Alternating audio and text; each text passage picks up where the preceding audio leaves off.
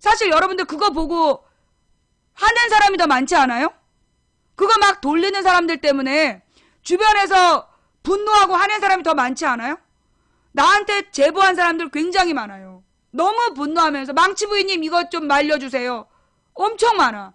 역풍 부는 거야. 지금 세월호를 인양하라는 여론을 뒤집으려고 지금 댓글원을 시켜갖고 지랄 연병을 하고 있는데 국민을 등신으로 알지 마, 이 등신 새끼들아. 이 진짜 씨벨놈들이 어디서 국민을 등신으로 알고 니네가 거짓말 유포하면 국민이 다 속아 넘어갈 줄 알아? 어? 그런데 참 신기한 건 내가 볼 때 성완종을 난 한 일주일은 쓸 줄 알았어. 성완종 기사를 한 일주일은 뿌릴 줄 알았는데 이 성완종 얘기에 대해서 오늘 아침부터 이걸 이제 이슈로 막 만들려고 했단 말이야, 성완종을. 그랬는데 사람들이 댓글로 제2의 유병원이냐 그거 많이 봤죠. 성완종 무슨 뭐 행방불명 기사에 성완종 행방불명 기사에 굉장히 많은 사람들이 제2의 유병원 같다. 그거 보신 분? 성완종 그 행방불명 뉴스에 사람들이 다 댓글로 이것도 제2의 유병원이네. 야, 이게 우리 국민들이요. 그만큼 똑똑한 거야. 많이 봤죠? 그죠? 안 먹힌 거야. 그러니까 이제 이 성완종 이야기는 뭐냐? 성완종이 누구냐? 경남기업 회장이야. 그럼 경남기업은 뭐냐? 박근혜 이명박 때 이 저기 뭐예요? 국민 세금으로 돈 빼돌려가지고 정치자금 만들어서 문제가 된 게 경남기업이야. 그래서 지금 자원외교에 대한 국민들의 분노가 막 폭발하니까 경남기업을 하나 찍어가지고 얘를 희생양을 삼으려고 했단 말이야. 그게 성완종인데, 그러니까 이 성완종이니까 왜 세월호 사건을 이게 반복되고 있어요. 세월호 사건을 유병헌 하나 잡아가지고 희생양을 삼으려고 했던 거랑 똑같아. 이명박 자원외교에 대한 국민 여론이 막 분노하니까 성완종 하나를 잡아서 희생양을 만들려고 했어. 신기한 건 둘 다 주검으로 발견됐다는 거죠. 유병헌은 오래 걸려서, 이 성완종은 하루 만에. 그 차이가 있지만, 아니 내가 뭐 지금 허위사실 얘기했어요?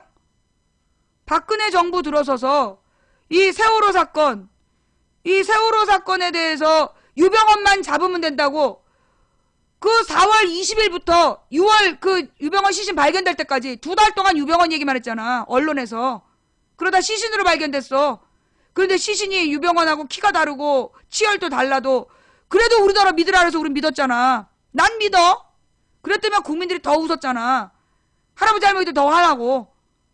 그러더니만 이번에는 성완종 하루 만에 결국 성완종의 시신으로 퉁치자는 거지. 이명박 자원외교를 이 성완종한테 다 뒤집어 씌워서 덮고 싶은 그런 거 아니겠어? 또 국민을 등신으로 하는 거지. 국민을 이 성완종 시신 뉴스로 국민들을 또 등신으로 만들어갖고 이걸로 이명박 자원외교 덮자. 그게 쉽게 덮이질 않아. 이게 왜 그러냐? 장애인들 그 장애인 복지 싹 없어졌어. 이명박이 부자들 법인세 깎아줘가지고 장애인 복지비용 날아갔지. 노인연금 나오는 줄 알고 박근혜 찍었는데 연금 안 줬어. 돈이 없다고 박근혜가 빌어서 용서하고 넘어갔는데 알고 보니까 이명박이 헤쳐먹은 게 100조 원이 넘어. 그래서 노인연금 못 받는 거야. 그러더니만 지금 노인들의 무료 무임승차도 문제가 되고 있어. 애들 밥도 못 먹어. 자, 이 문제가요. 이 이명박의 자원외교가 그냥 넘어가지 못하는 이유가 이 성완종 시신으로 덮을 수가 없어. 경남 엄마들, 새누리당의 양대 지지층이야. 경남의 학부모들 열받았어. 강남은 무상급식, 경남은 유상급식.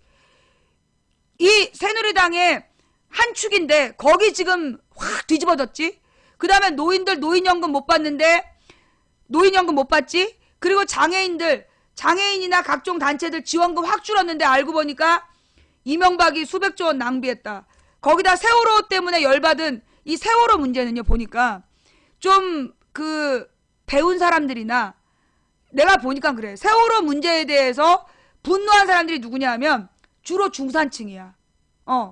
좀 학력이 좀 뭐 고등학교 정도는 졸업한, 학력이 좀 있고, 그 다음에 그 사는 것도 좀 먹고 살 만한 그런 엄마들이, 그러니까 그러니까 아이에 대한 관심이 많은 그런 30, 40대들이 세월호에 분노했어. 이 사람들은 합리적 중도층이라 주로 새누리당을 이제까지 그래도 다수가 지지해왔던 층이야. 그런데 그 사람들이 세월호 때문에 화가 났는데 이 사람들은 그런 말도 안 되는 가짜 카톡으로 바꿀 수 없는 사람들이야. 학력이 좀 있기 때문에 쉽게 안 넘어가. 그런데 이 사람들이 지금 세월호를 기억하고 있는데 그 세월호 거짓말을 뿌려. 그러면서 국민 세금으로 낭비할 수 없다? 이 사람들도 이명박의 자원외교에 분노한 거야. 그러니까 합리적 보수층, 세월호에 분노한 합리적 보수층, 돈 없어서 세월호 못 건지겠다는 정부, 이명박 자원외교 조사도 안 하면서 이퀄 화났어? 노인층, 우리 노인연금 안 준 게 돈 없어라더니 이명박이 헤쳐먹은 거 왜 안 물어내? 그 다음에 새누리당 지지층 경남, 경남만 유상급식? 그래서 지금 이명박의 자원외교에 대한 분노는 성완종 시신 하나로 덮을 수가 없다고 전 봐요. 제 판단이 잘못됐나요?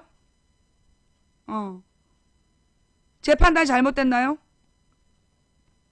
내가 볼 때는 성완종 하나로 이명박 자원외교를 덮을 수 없다고 봐. 이게 지금 새누리당의 전통 지지층, 노인계층, 합리적 보수층, 그 다음에 경남, 여기가 다 뒤집어진 문제야. 그래서 내가 볼 때는 이명박 자원외교 계속 이런 식으로 증인 이명박을 보호하기 위해서 새누리당이 계속 이러면 나는 박근혜 정권과 함께 새누리당 역사에서 사라질 수도 있다고 봐. 그러나 물론 야당이 저렇게 분열돼서 등신짓을 할 거기 때문에 살아남겠죠. 예. 자, 이렇게 해서 얘기 좀 해봤고요. 너무 달렸다. 잠깐 좀 분위기를 가라앉힐까요? 이분 남자임 여자임? 미안하다.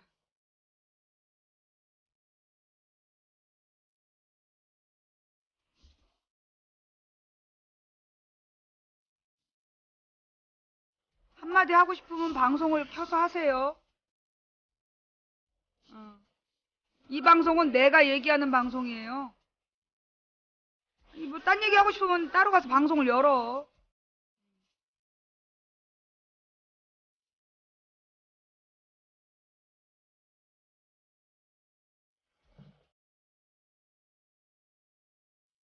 지금 햇번가 오드리 햇번의 아들과 손녀가 세월호 추모습 조성을 위해서 한국에 왔습니다.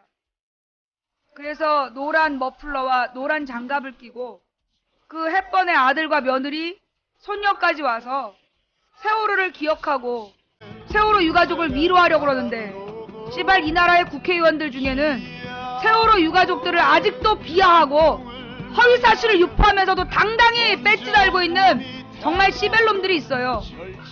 누군지 확실히 얘기는 안 했다.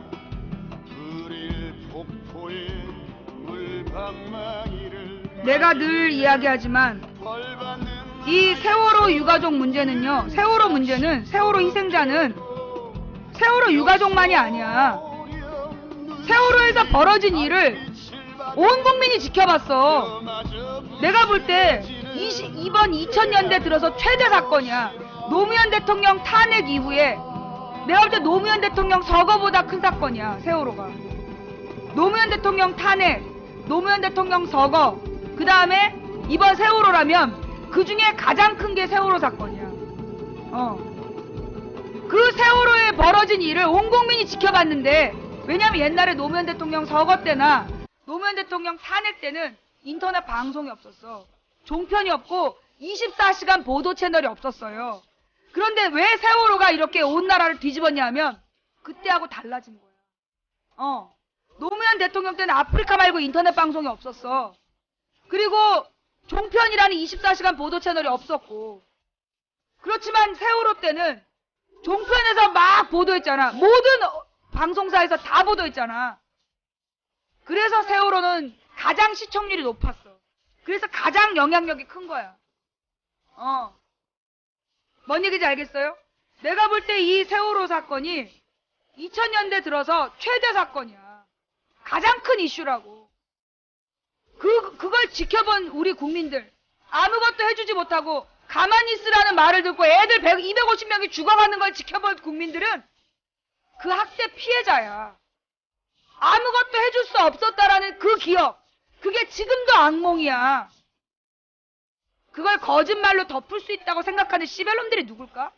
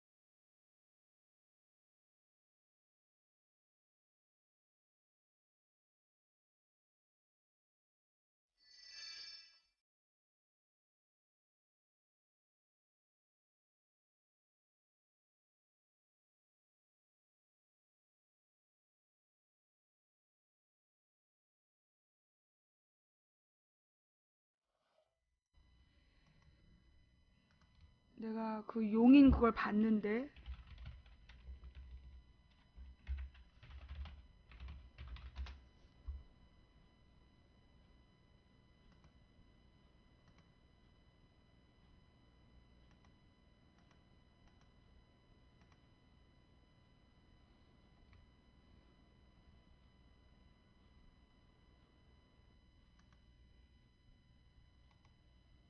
이거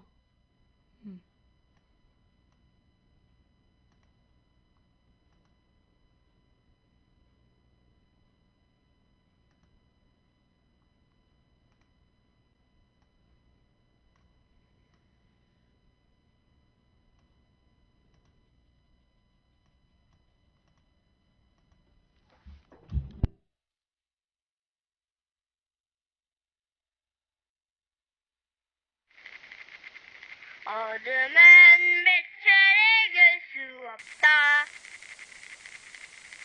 거짓은 참을 이길 수 없다.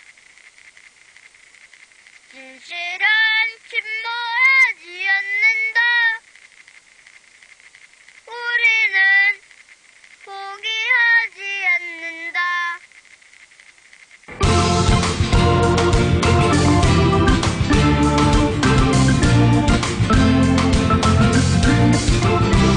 어둠은 빛을 이길 수 없다. 거짓은 참을 이길 수 없다. 진실은 침몰하지 않는다. 우리는 포기하지 않는다. 어둠은 빛을 이길 수 없다. 거짓은 참을 이길 수 없다. 진실은 침몰하지 않는다. 우리는 포기하지 않는다.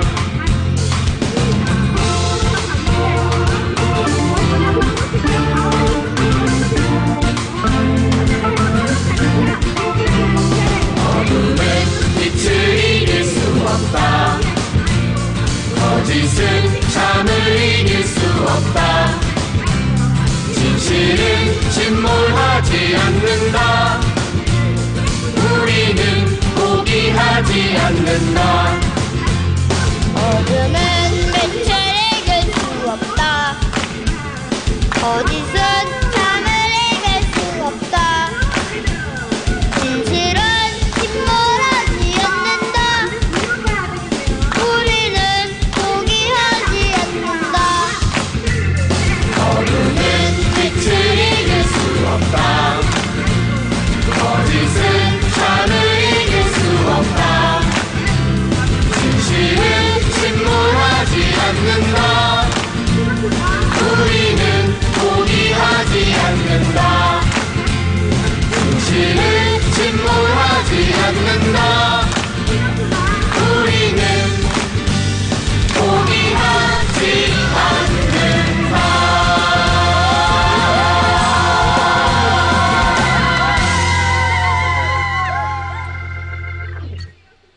너무 감동적이죠? 한 번 더 봐도 될까요? 요거 2분짜리니까 한 번만 더 봅시다.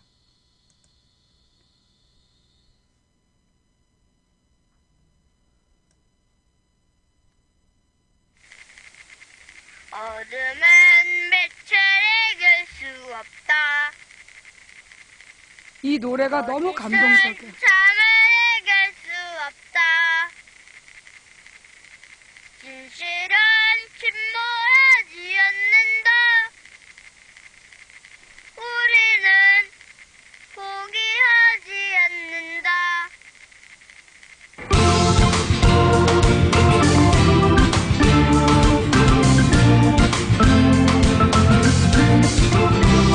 어둠은 빛을 이길 수 없다. 거짓은 잠을 이길 수 없다. 기네스북을 검색해주세요. 진실은 침몰하지 하나의 않는다. 멋진 퍼포먼스를 한번 해봅시다. 우리는 1160명이 만들어내는 세월호를 잊지 않는다는, 그리고 세월호를 인양해야 한다는 또 하나의 거대한 퍼포먼스에 여러분 함께해 주시기 바랍니다. 세월호 기네스북을 검색해주세요. 그리고 참여해 주시기 바랍니다. 우리는 포기하지 않는다.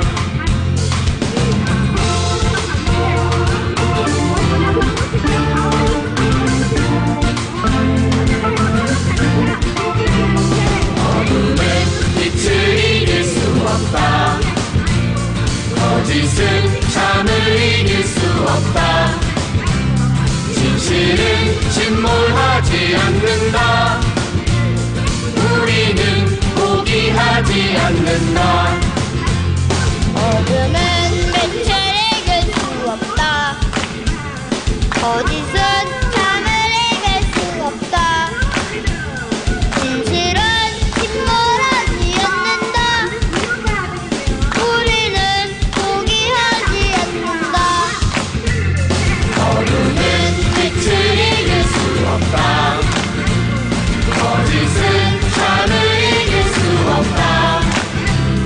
진실은 침몰하지 않는다. 우리는 포기하지 않는다. 진실은 침몰하지 않는다. 우리는 포기하지 않는다.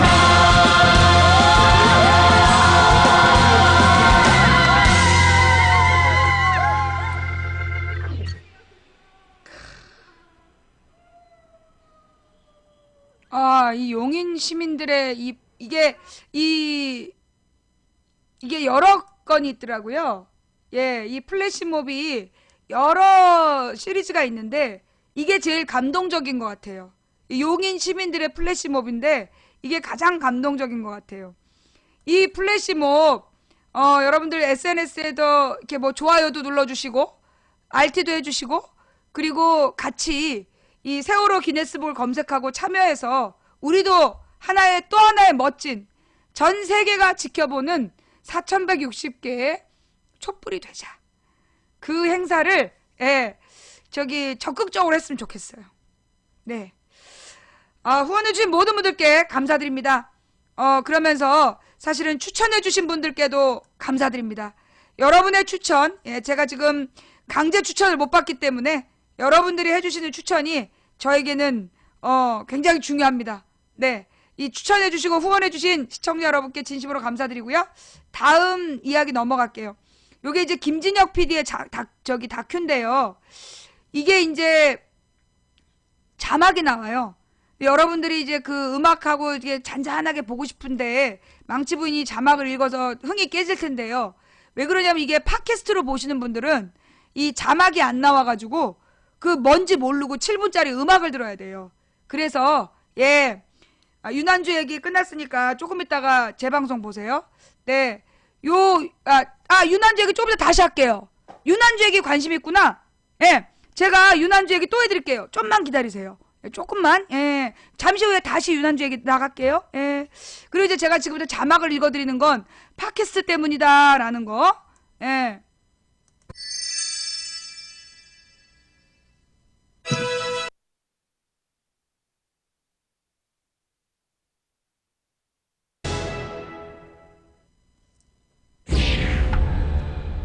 고속도로를 달리다 보면 만나게 되는 표어.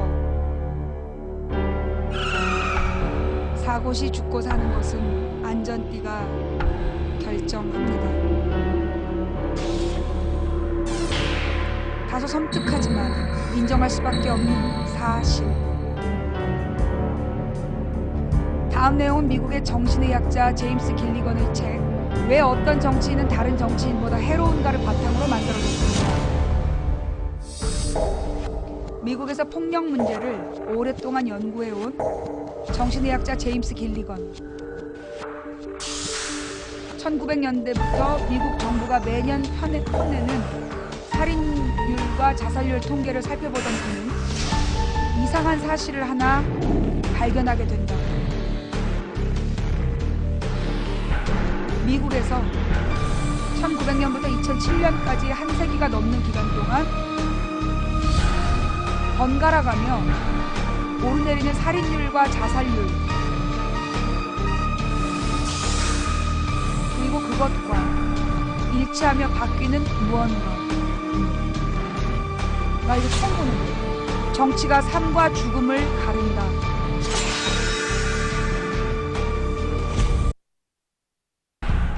번갈아 오르내리는 살인율 및 자살률과 일치하며 바뀌는 무언가는 특정 정당의 집권 기간. 어머. 공화당 대통령 집권기에는 살인과 자살이 훨씬 많이 일어나고, 민주당 대통령 집권기에는 살인과 자살이 훨씬 덜 발생. 어머. 1900년부터 1912년까지 공화당 출신 대통령 집권 기간에 살인율과 자살률 급증. 그러다 민주당 대통령 집권한 13년부터 20년까지 감소. 이후 공화당 대통령 집권과 함께 12년 동안 다시 가파르게 상승. 민주당 대통령 당선과 함께 급락, 이후 평균 이하를 유지하다가 1969년 공화당 대통령의 탄생 이후 다시 급증. 1993년 민주당 빌 클린턴 취임 이후 정점에서 감소하기 시작. 그렇다면 도대체 왜 집권 정당에 따라 살인율과 자살률이 달라지는 걸까? 이유를 궁금해하던 정신의학자가 발견한 또 다른 통계 자료. 실업률. 그렇지, 실업률. 살인율 및 자살률과 유사한 형태를 보이는 실업률. 공화당 대통령 시기, 민주당 대통령 때에 비해 평균 30% 뒤인 실업 지속도. 20세기 내내 공화당 정부 때는 올라가고 민주당 정부 때는 내려가는 실업률.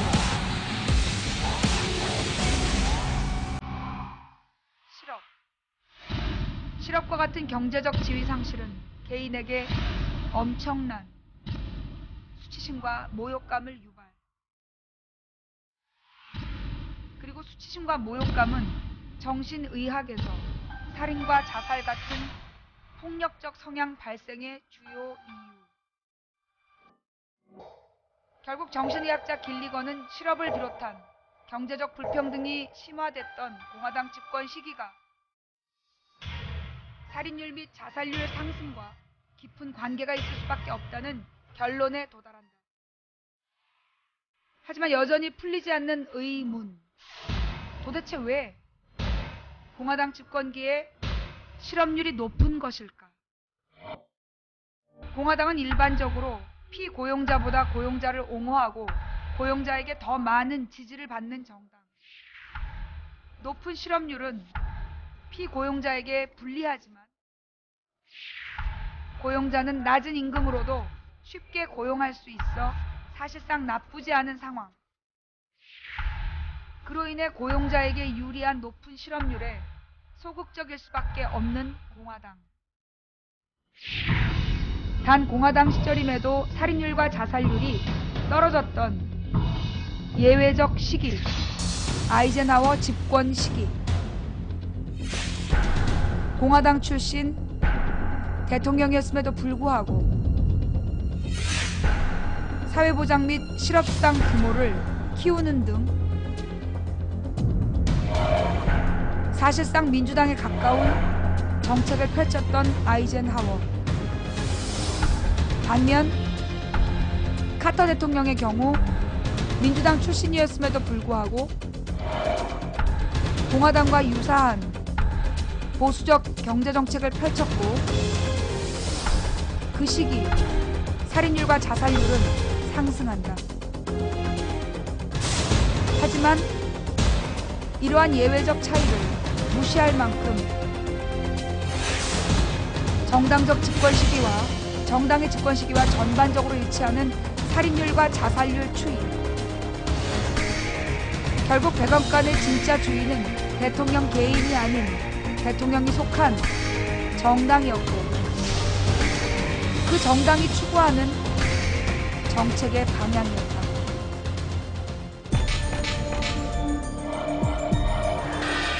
다른 정치인들보다 더 위험한 정치인들이 있다. 그들이 나쁜 사람이거나 좋은 일을 결코 하지 않아서가 아니라 그들이 추구하는 정책이 죽음을 불러오기 때문이다. 왜 어떤 정치인은 다른 정치인보다 해로운가 중에서. 사고시 죽고 사는 것은 안전띠가 결정합니다.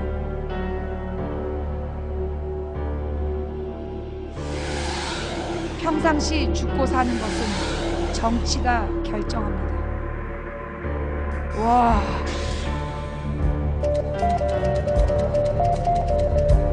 와.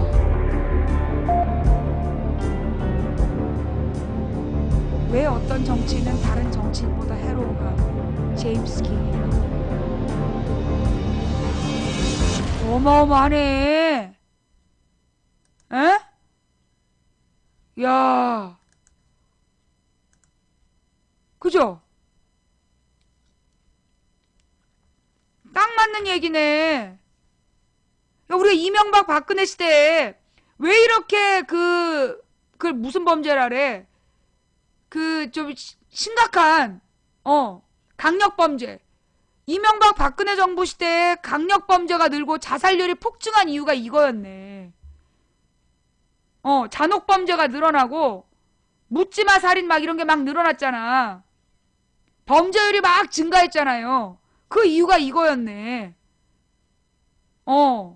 자살률 범죄율이 높아진 이유가 이 소위 이명박 박근혜 정부는 지금 초지일관 누구를 위한, 대기업을 위한 역할을 하고 있잖아.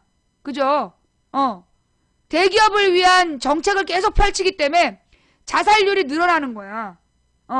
자살률과 범죄율이 늘어나는 거죠. 상실감을 느끼는, 그리고 막 직장을 잃게 되는 그런 벼랑 끝으로 몰린 사람들이 일으키는 문제, 이거였어. 실업률 문제. 여러분 지금 이 뉴스를 그냥 이걸로 그냥 넘어가면 안 되고, 지금 노사정, 내가 아침에 벚꽃길에서 씨발씨발 욕하면서 갔잖아. 노사정 문제 때문에 노사정 협의회가 파토가 났어요. 파토가 난 이유가 뭐냐면 정부와 기업이 노동자를 더 자르기 쉽게 노동정책을 펼치려고 그래서 한국노총이 들고 나가버렸어. 그래서 지금 노사정 협약이 또 이렇게 파괴가 된 건데, 이 책임이 노동조합에 있습니까?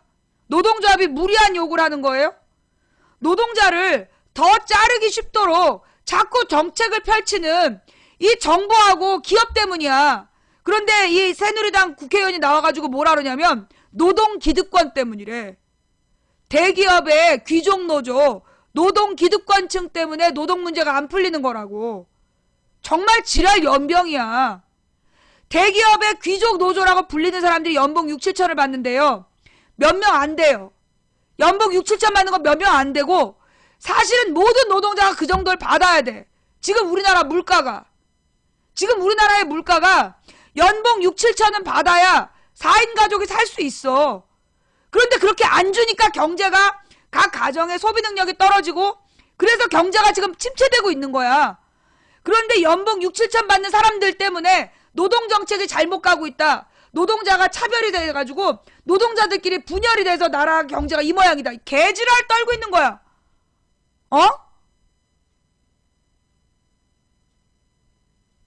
우리는 뭐 6, 7천까지 안 바래요. 4, 5천만 줘도 좋겠어요. 그래서 여러분들이 취직이 안 되는 거예요. 최저생계비 6, 7천이라고 다 같이 외치고 그리고 전 국민이 같이 파업을 해야 돼. 그래서 값싼 노동력으로 가지 않겠다라고 해야 그래야 여러분의 월급이 지켜지는 거예요. 보통 파업을 하면 늘 기업에서는 노동자들의 그 성분 분석을 다 해놔. 아 얘는 그 돈을 좀 낮추더라도 조금 더 주겠다 그러면 따라오겠구나. 아 진짜. 여보세요?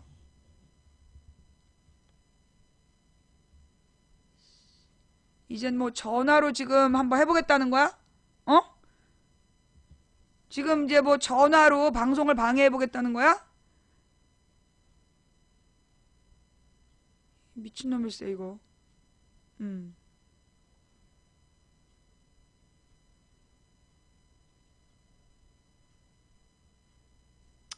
자,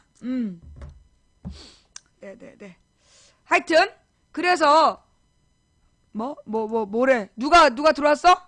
쓸데없는 얘기하는 애가 누구야? 뭐라 했어? 잠깐만. 내가 뭐라 했어요? 쓸데없이 얘기하는 애들한테 대꾸하지 말랬죠? 예.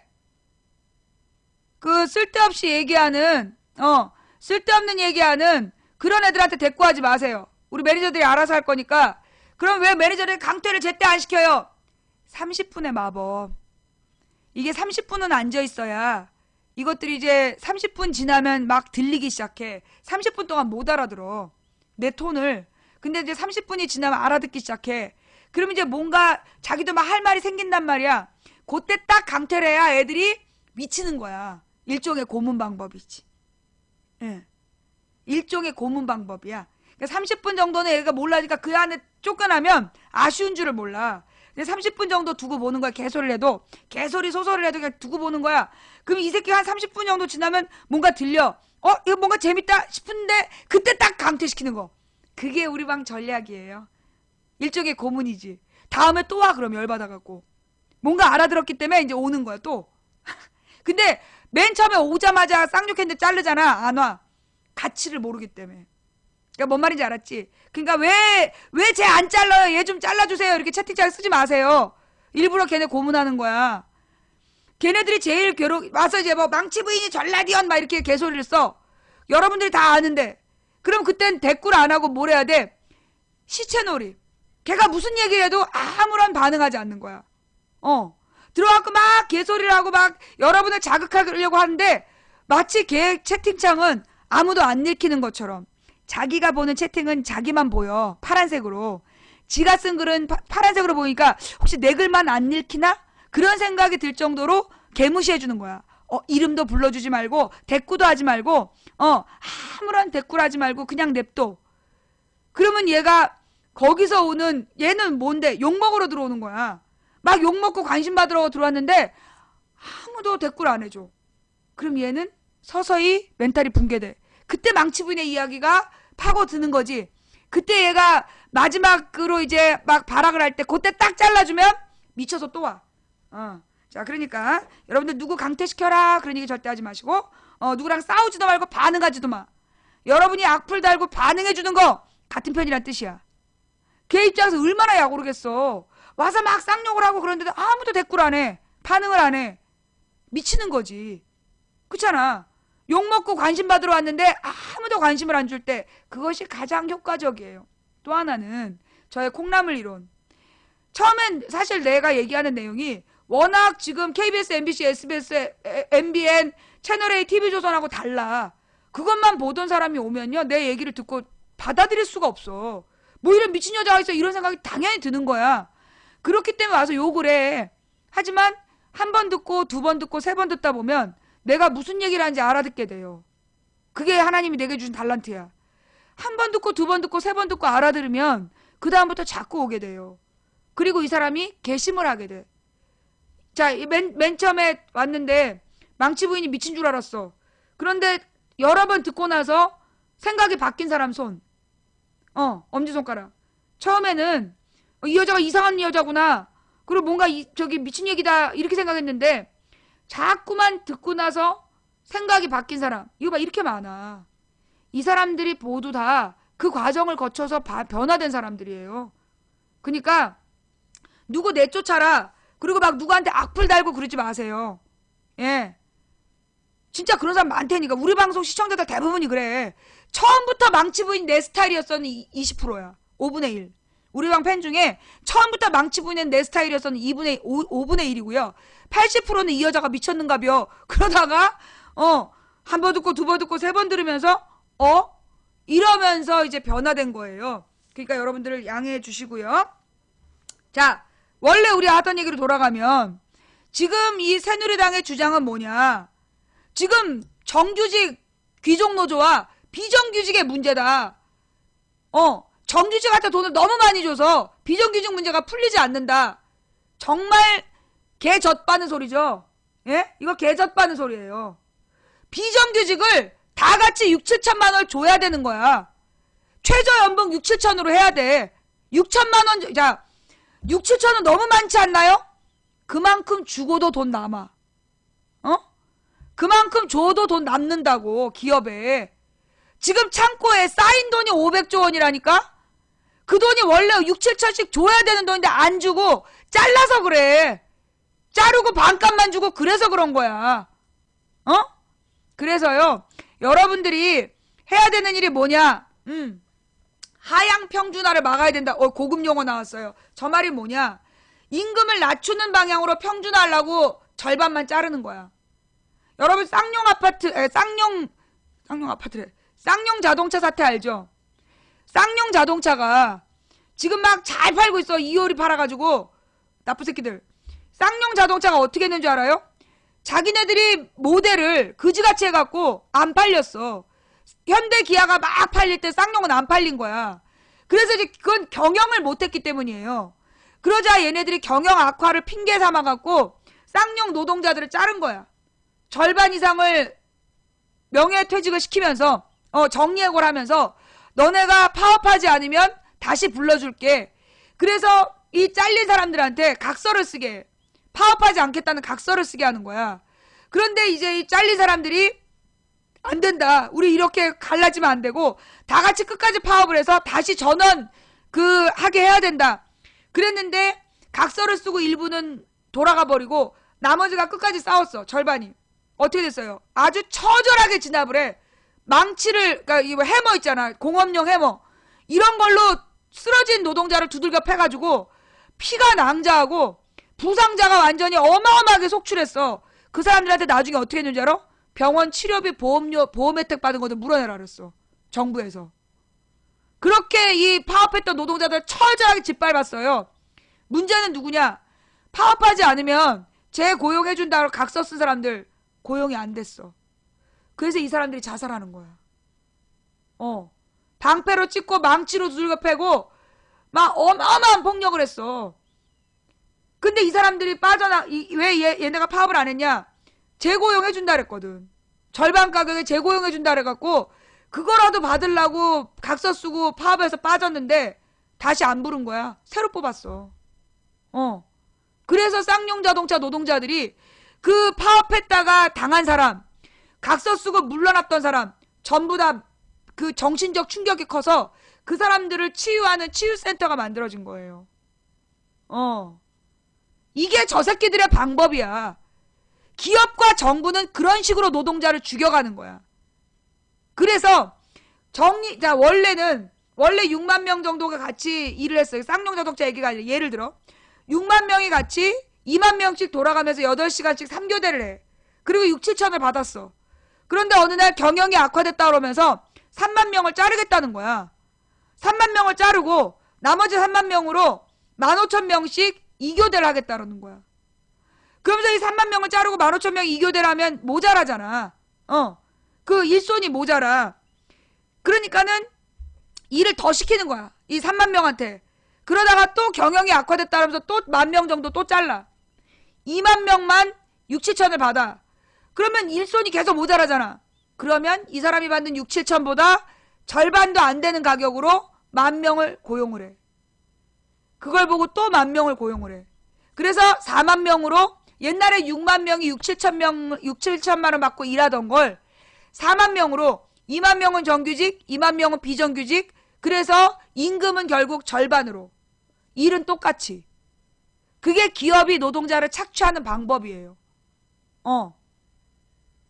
이 부산 막걸리 얘기 계속 하는데, 예. 그 부산 막걸리 생탁 공작 이야기가 굉장히 심각한 척 하면서 떠돌아. 예. 왜 그러는 건지 모르겠는데요. 이 부산 막걸리의 생탁 공장에서 벌어진 학대도 심각한 문제 맞는데, 더 나쁜 새끼들이 대기업이야. 부산 막걸리 그 생탁 공장이 대기업이 아니잖아. 내가 볼 때는 이 생탁 공장 얘기를 계속 이렇게 이 뉴스타파에 나온 다음에 막 더 퍼뜨리는 거잖아요. 근데 내가 볼 때는 이걸 일부러 더 퍼뜨리는 것 같아. 중소기업의 노동 착취에 포커스를 맞춰서.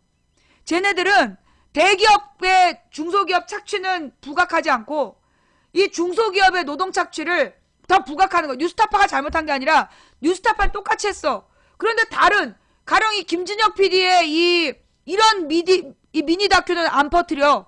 생탁 공장 얘기만 퍼뜨려. 적극적으로. 왜 그러는 건데? 이게 생탁 공장은 중소기업이잖아.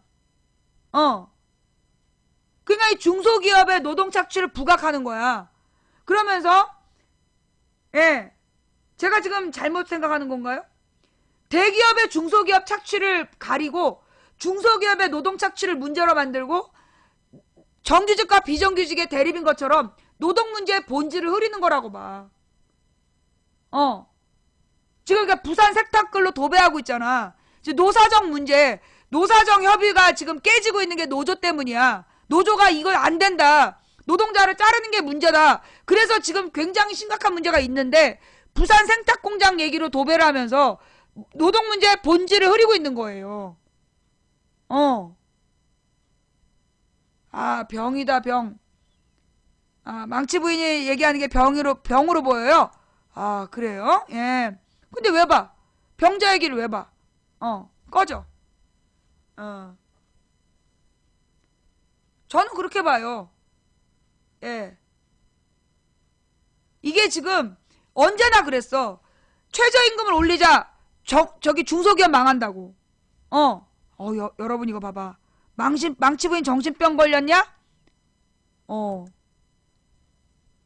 내가 또 맞췄나봐.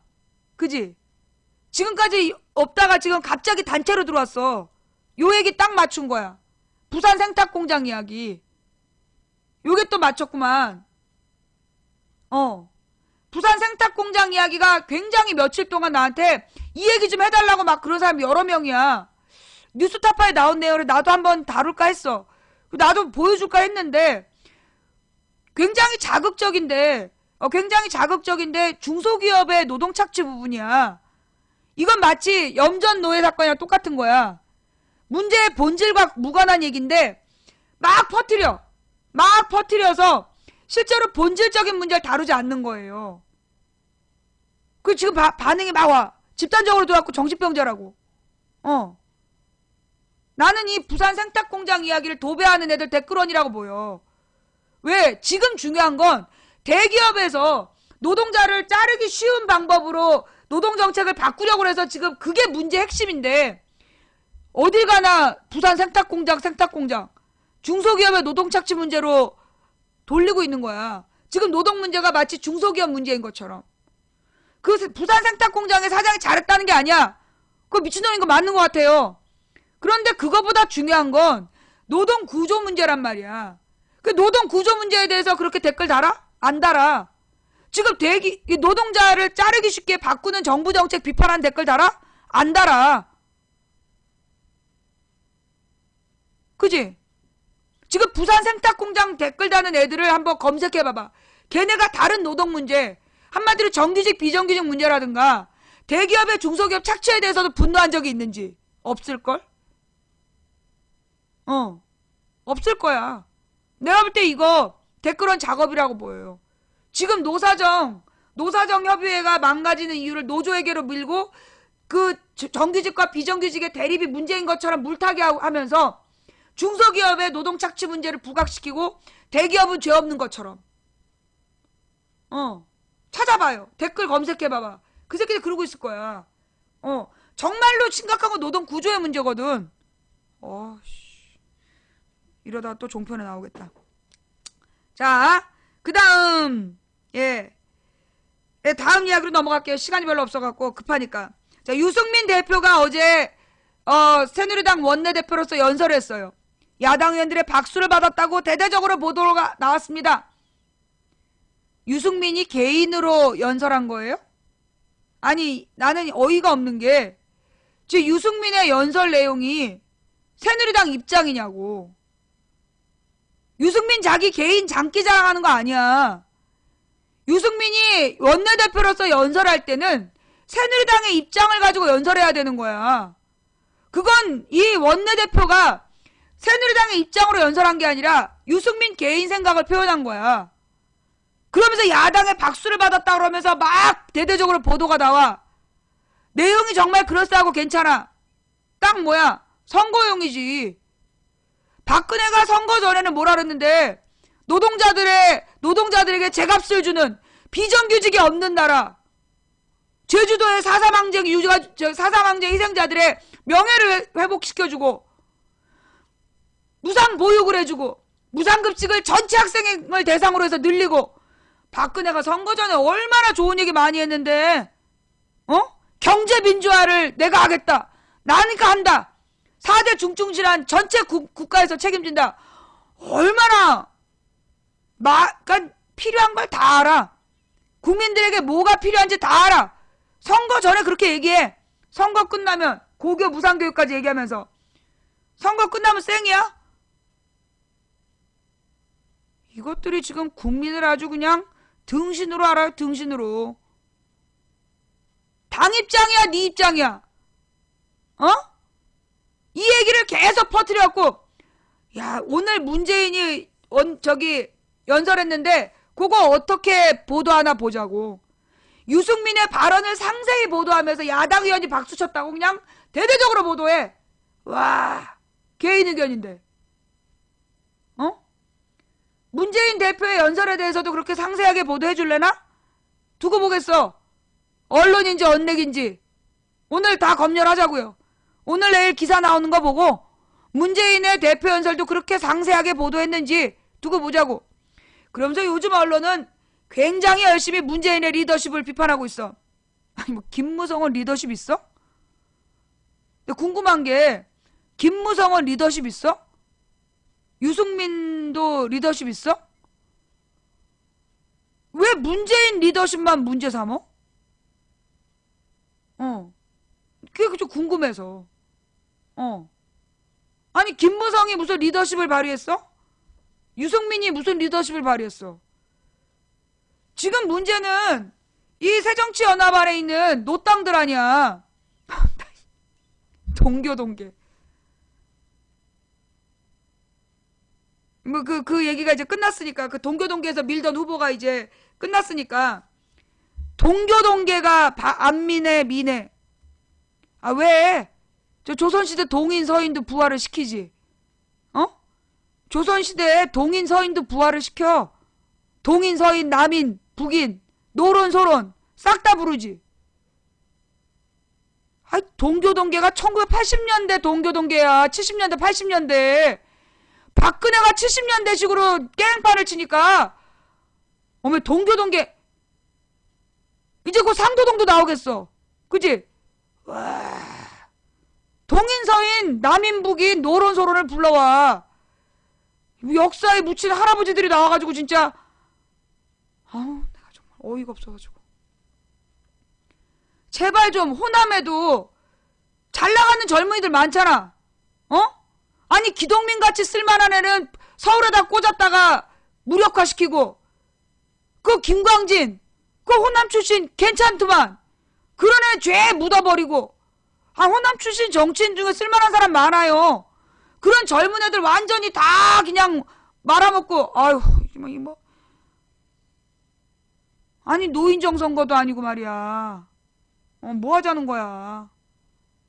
제발 좀 그 50대 미만으로만 정치 좀 하라고. 지금 새정치연합 국회의원 평균 연령이요 새누리당보다 훨씬 높아요. 심각한 문제야. 이게 후진에게 좀 길을 비켜줘야 되는데, 아휴, 지분? 권노갑 지분? 권노갑 몇 살이냐? 권노갑이 지난, 아닌가? 하나갑이었나? 지난 대선 때 저 박근혜한테 간 게 누구였어? 하나갑이야? 권노갑이야?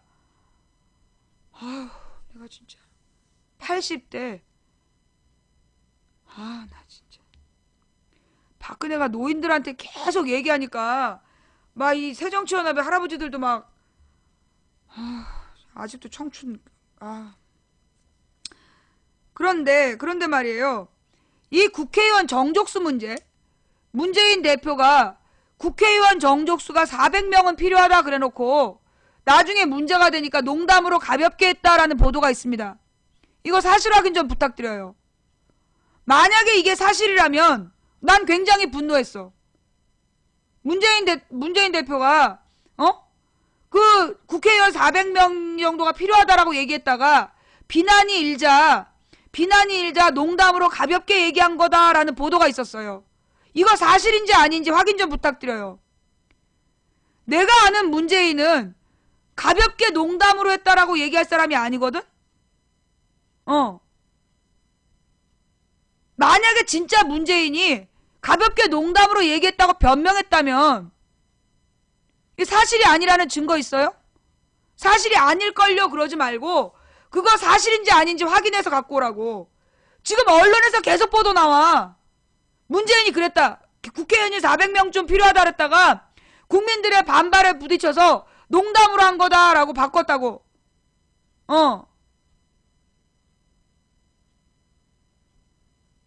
정책 엑스포에서 퍼포먼스로 가볍게 말했다고 했고 그에 대해선 다음에 자세히 말하겠다고 했어요. 뭔 뜻이야? 농담으로 얘기했다는 거야? 아니면 그 정책 엑스포에서 그 깜짝 발언으로 간단하게 얘기하고 깊이 있게 다음에 얘기하겠다 이렇게 얘기한 거라고? 당사자하고 내가 연락이 안 되니까 물어보는 거 아니야. 당사자한테 내가 물어보고 싶은데 당사자하고 전화가 안 되니까 그러는 거 아니야. 내가 전화해서 내가 전화해가지고 저 아프리카 망치 부인인데 내가 전화하면 여러분들 나한테 문재인 대표 전화번호 많이 보냈어. 전화하면 비서가 봐도 저 아프리카 TV에서 방송하는 망치 부인이라고 하는데요.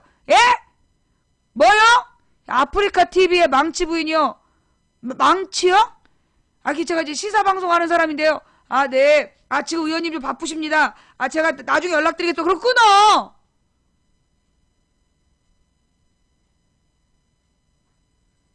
내가 금요일날 내일 경남을 가잖아.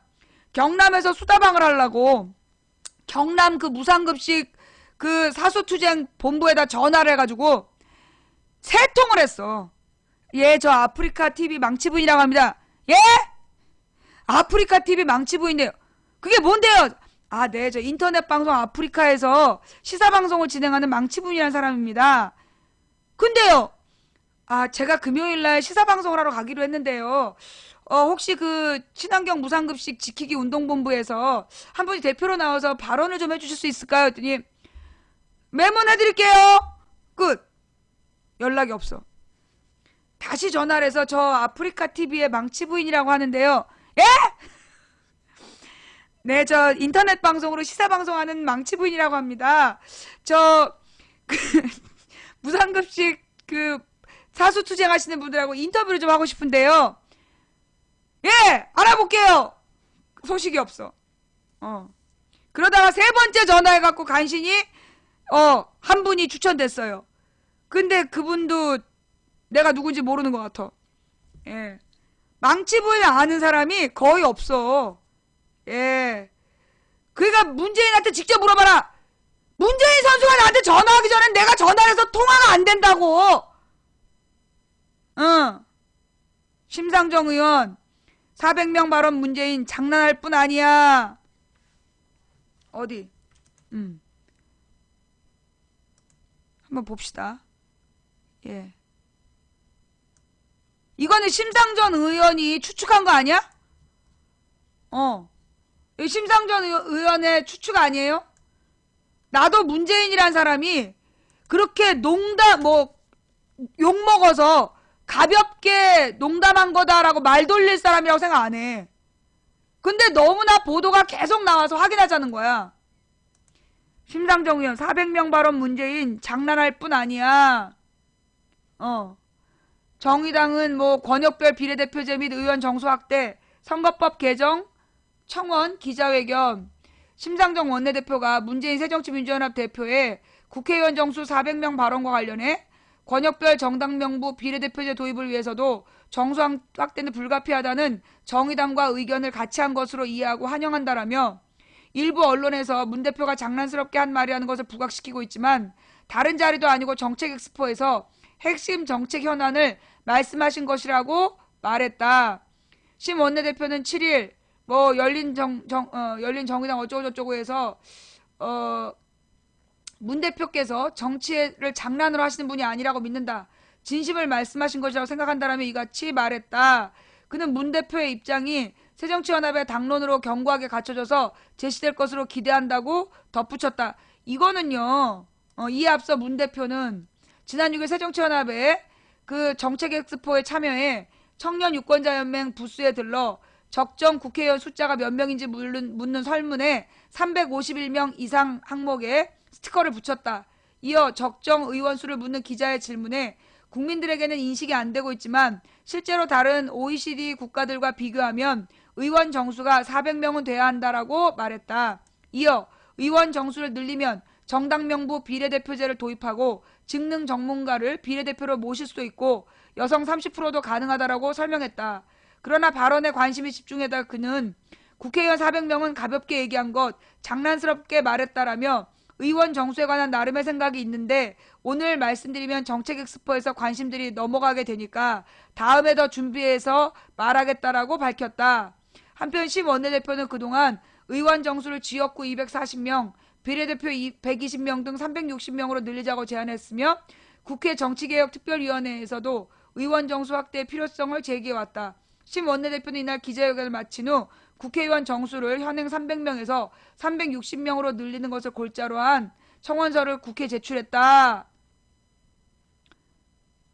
이 정도는 좀 확실하지 않은데요? 이 정도만 갖고 확실하지 않아요. 예. 어제 JTBC 뉴스에서 나왔다고요? 뭐라 그래요? 뭐라고? 지금 문재인이 욕을 먹고 문재인 대표가 국회의원 정수 400명이라고 얘기했다가 욕을 먹어서 말을 바꾼 사람으로 언론에서 보도하고 있는데 예. 이게 사실이냐고. 내가 알고 있는 문재인 대표는 욕 먹어서 가볍게 농담한 거라고 넘길 사람이 아니에요. 농담이란 표현 여기서 핵심은 그거야. 농담이냐. 가볍게 농담한 거다라고 언론은 보도하고 있거든요. 예. 가볍게 농담한 거라고 보도했어. 여기서 핵심 단어는 농담이에요. 문재인 대표가 농담이란 단어를 썼느냐 마느냐야. 가볍게라는 말은 내가 지금 가볍게 얘기하고 다음에 진지하게 얘기하겠다. 그거예요. 그런데 농담이란 말이 들어가면 이거는 가벼운 농담이 되는 거야. 그러니까 간단하게 살짝 얘기하고 진지하게 얘기하겠다. 지금은 정책 엑스포가 키포인트니까 살짝 얘기하고 진지하게 얘기하겠다는 뜻으로 가볍게란 단어를 쓸 수 있어. 그러나 가볍게 농담한 거다 라고 얘기했다면 농담이란 단어가 들어가면 이건 천양지차야. 예, 천양지차예요. 따라서 문재인 대표가 농담이란 표현을 했는지 안 했는지 그걸 밝혀야 돼. 예. 핵심이 농담이란 단어예요. 문재인이란 사람이 농담으로 얘기할 사람이 아니야. 너무 진지해서 문제인데 농담? 자, 이 보도한 사람들 책임져. 가볍게 농담이다라고 쓴 보도들이 있어요. 그죠? 근데 가볍게 농담처럼 이라고 보도한 게 있다면 농담이란 말을 안 썼을 수 있어. 왜냐하면 농담처럼 이야기했다라고 그 기자가 자기는 농담처럼 이해했다라고 발뺌을 할 수 있는 거야. 그러나 사람들이 읽으면 문재인 입에서 농담이란 말이 나왔다라고 들을 수 있잖아. 그래서 문재인 대표가 400명이 농담이라고 얘기했냐 안 했냐 이걸 추적해야 돼요. 그래서 농담이라고 기자들이 썼고 그게 정말 문재인 입에서 나갔다면 이건 심각한 문제예요. 예. 문재인 입에서 농담이란 말이 나갔나 안 나갔나만 확인하면 돼. 응. 가볍게 장난스럽게 한 것이라고 말했습니다. 그게 문재인 대표가 가볍게 장난스럽게란 표현을 썼다는 거예요? 농담이 아니라?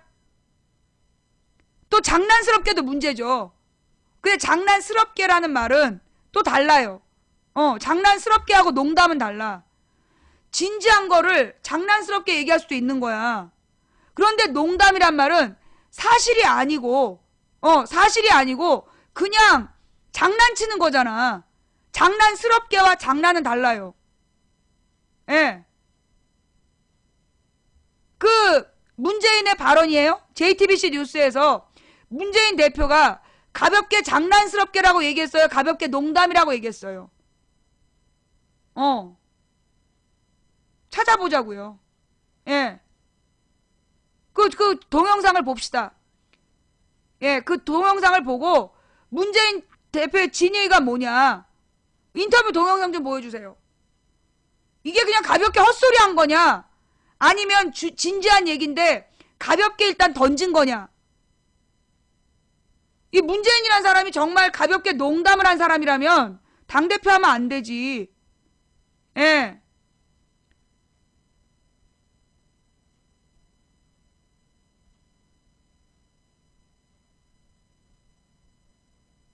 여러분, 가볍게 장난한 거예요 라고 얘기하면 농담한 거예요 하고 똑같이 나쁜 짓이에요. 장난스럽게란 말은 가령 고백을 하는데 야, 나 너 좋아해, 같이 살아. 장난처럼이야. 진지한 얘기를 장난스럽게 장난처럼 할 수는 있지만 장난으로, 농담으로 이거는 조사 하나가 천양지차야. 그 기사 좀 좀 봅시다.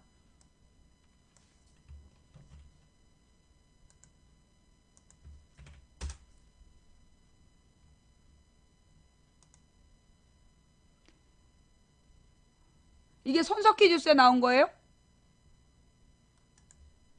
메치니코프도 왜 나왔어?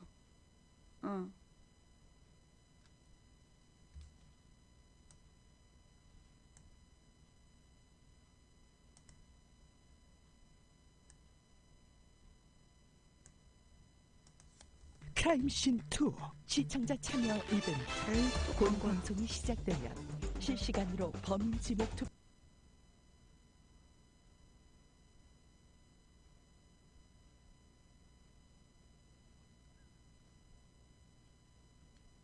지금 광고 중이에요. 다음 야당 40초 발제 들어보겠습니다.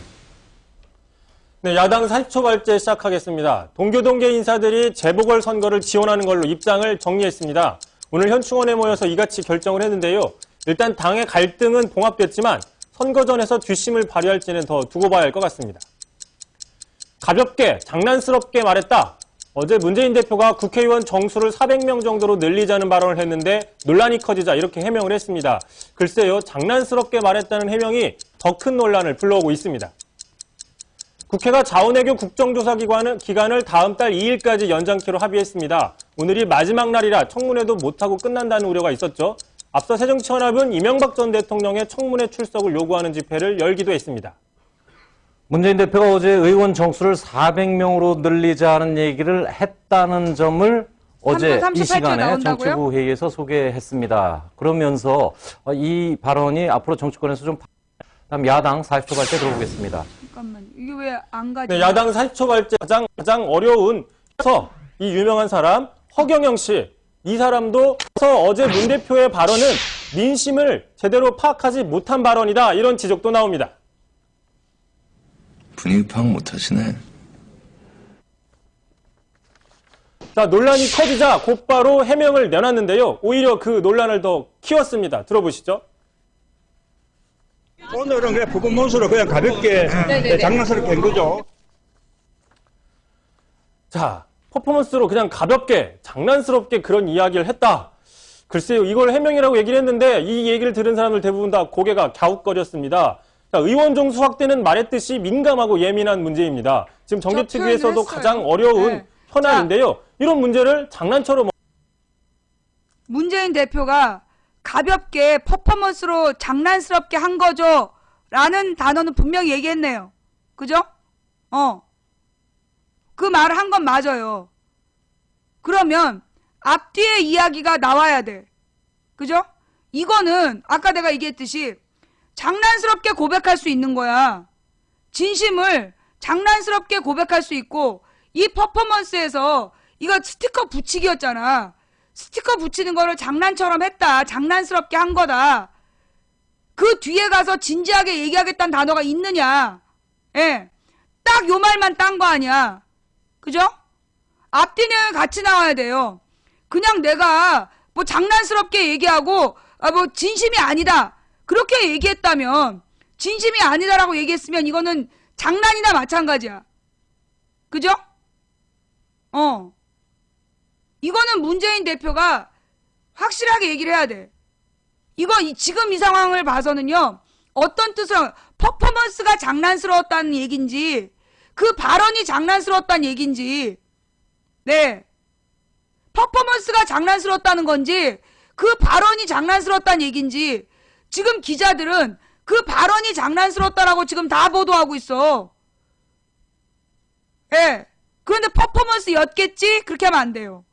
이거는 문재인 대표 측에서 분명히 어떤 의도로 얘기했는지 그걸 밝혀야 된다고 봅니다. 자, 그러면 내가 하고 싶은 말은 뭐냐? 문재인 대표가 만약에 자기가 했던 말로 국민들에게 비판을 받아서 말을 돌린 거라면 심각한 잘못이에요. 나는 문재인 대표가 400명 발언을 밀어붙여야 된다고 봐요. 왜냐? 지금 국민들이 분노하는 건 지금 국회의원들이 너무나 많은 돈을 받아쳐먹어서 일을 안 하니까 일을 제대로 못하니까 분노하는 거잖아. 국회의원 숫자를 늘리고 지금처럼 국회의원의 비용이라든가 이런 것들을 다 똑같이 준다? 그건 아니라는 거야. 국회의원의 뭐는 내려놓고 국회의원의 특권은 내려놓고 인원은 늘리자.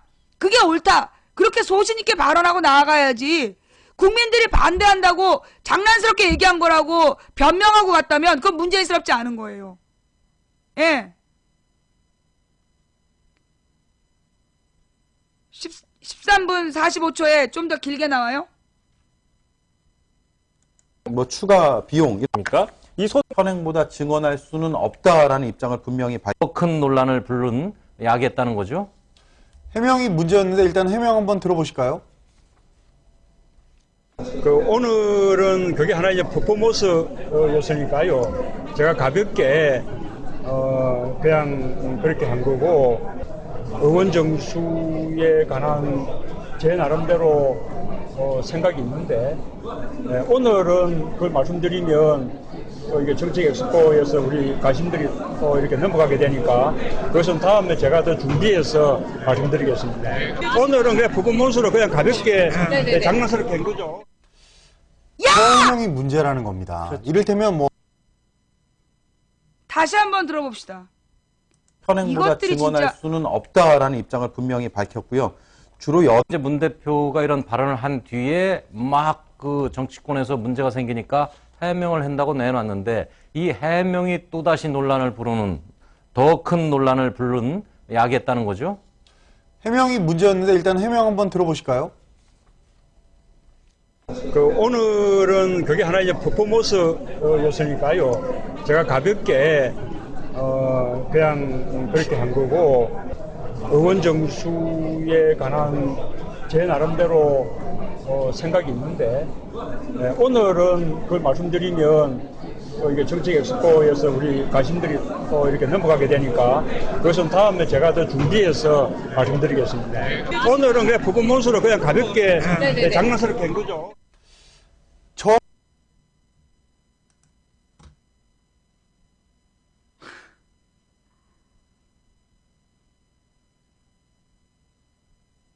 내가 잘못 이해한 거야? 장난스럽게 퍼포먼스를 한 거다. 근데 내 생각이 있다. 근데 내가 오늘 이 얘기를 하면 이게 지금 정책 엑스포에서 관심이 딴 데로 가니까 오늘은 일단 정책 엑스포 가볍고 재밌게 보고 나중에 다시 얘기하겠다 이런 거 아니야. 내가 지금 제대로 이해한 거 맞아요? 내가 지금 지나치게 야, 이 개미들이 들어와가지고 당황했구나. 지금 당황했어. 지네들이 막 문재인 대표 까대기를 막 했는데 악마의 편집으로 막 까대기를 했는데 들어와가지고 내가 요거를 밝혀내니까 갑자기 개미들이 급출동했어. 당황했어. 당황됐나봐. 나 오늘 두 건 한 거야? 예. 내가 이걸 확인하고 싶더라고. 내가 사람 보는 눈이 좀 있는데 문재인이라는 사람이 그렇게 얘기할 사람이 아니야. 가볍게 농담한 거다. 그렇게 넘어갈 사람이 아니거든. 자기가 잘못했으면 사과를 했으면 했지.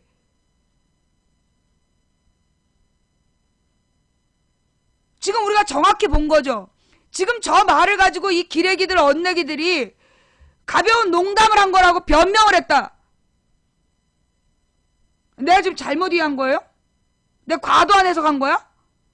내가 지나치게 문재인에 대해서 호감을 갖고 표현한 거야? 나는 솔직히 얘기해서 만약에 문재인이 그렇게 얘기했다면 나는 당대표 내려야 된다고 생각했어. 그런데 내가 지금 발언 내용을 다 듣고 나니까 맞잖아. 퍼포먼스로 했단 얘기잖아. 퍼포먼스가 가볍게 장난스럽게고 자기 생각이 있고 다른 자리에서 진지하게 얘기하겠다.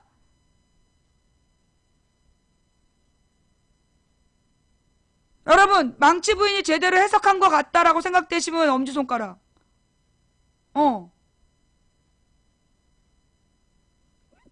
망치 부인이 지금 얘기한 게 공감이 된다라는 분은 엄지손가락. 내가 이 제대로 본 거 맞아요? 무조건 들지 말고.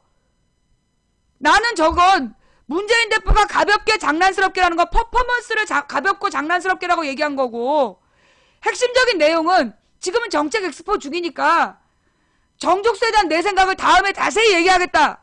그렇게 얘기한 거잖아. 부정한 게 아니라 내가 제대로 들은 거지. 그지? 그럼 도대체 기자들은 듣기 능력이 왜 이래? 여러분 있잖아요. 내가 이게 한이 된 사람이야. 내가 왜 아프리카 방송을 2007년에 시작했냐면 김근태 의원이 뭐라고 말을 하잖아요. 그럼 이걸 듣고 기자들이 개소리를 쓰는 거야.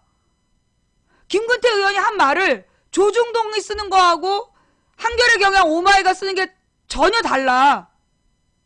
그런데 한겨레 경향 오마이를 보는 사람보다 조중동 보는 사람이 수십 배 더 많아. 그러니까 김근태 의원의 진심이 전달이 안 되는 거야. 그래서 내가 열받아갖고 이 방송을 만든 거예요. 김근태 의원의 발언의 핵심은 이거다. 이걸 설명하기 위해서 만들었던 거야. 그런데 김근태 의원님이 그냥 대선 포기해버리는 바람에 이 방송을 내가 괜히 노무현 대통령이 이런 말 한 거다. 문재인이 이런 말 한 거다. 이런 쓸데없는 짓을 하고 있지만, 이게 야당 정치인들의 발언을 이것들이 늘 이런 식으로 왜곡을 해요. 예. 이걸 왜곡을 해가지고 그 국민들의 관심사를 딴 데로 돌리는 거야. 자, 제가 지금 문재인 대표의 발언을 문재인 대표가 우리 농담이란 단어 있어요, 없어요? 일단 농담이란 단어 있어, 없어? 없어. 그다음 가볍게 장난스럽게라는 표현이 의원 정족수를 얘기한 거예요? 퍼포먼스를 얘기한 거예요? 가볍게 장난스럽게라는 말에 이게 수식어잖아. 가볍게 장난스럽게 그렇게 한 거죠가 발언을 가볍게 장난스럽게 했다는 거야? 퍼포먼스를 장난스럽게 했다는 거야? 퍼포먼스를 장난스럽게 했다. 야, 이거 중학교 국어만 공부하면 아는 거 아니냐? 수식어하고 피수식어?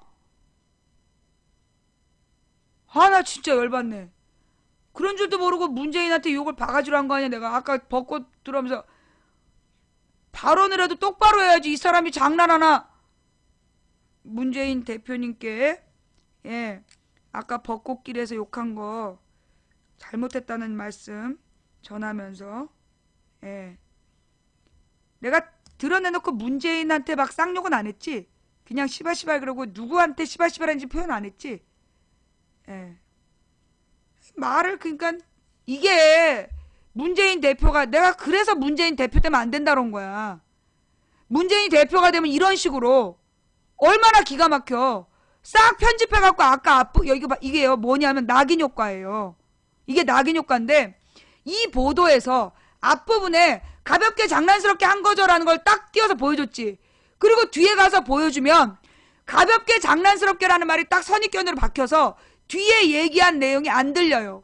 그런데 우리 방송은 내가 뭐라 했어? 자, 가볍게라는 말을 어떤 분위기로 했는지가 중요하다.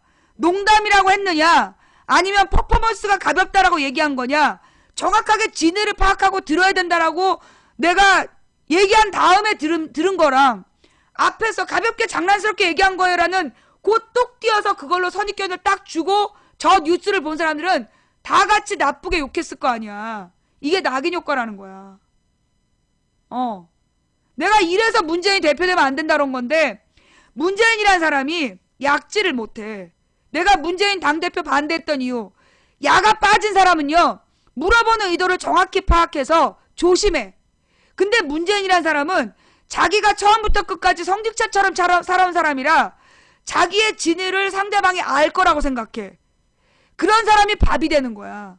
기자들의 언론의 밥. 문재인이 그렇게 기자들과 언론에게 밟히고 찢기고 나면 우리는 대권 후보 하나를 잃게 되기 때문에 그래서 내가 문재인을 아껴둬야 된다. 당대표하면 안 된다고 얘기한 거야. 그런데 기어이 문재인을 당대표 시키려고 했던 사람들이 누구냐? 노무현 팔고 문재인 팔아갖고 국회의원 하고 싶은 사람들. 그 사람들이 기어이 문재인을 당대표로 시킨 거야. 지네 공천 받으려고. 그래서 문재인이 당하는 거야.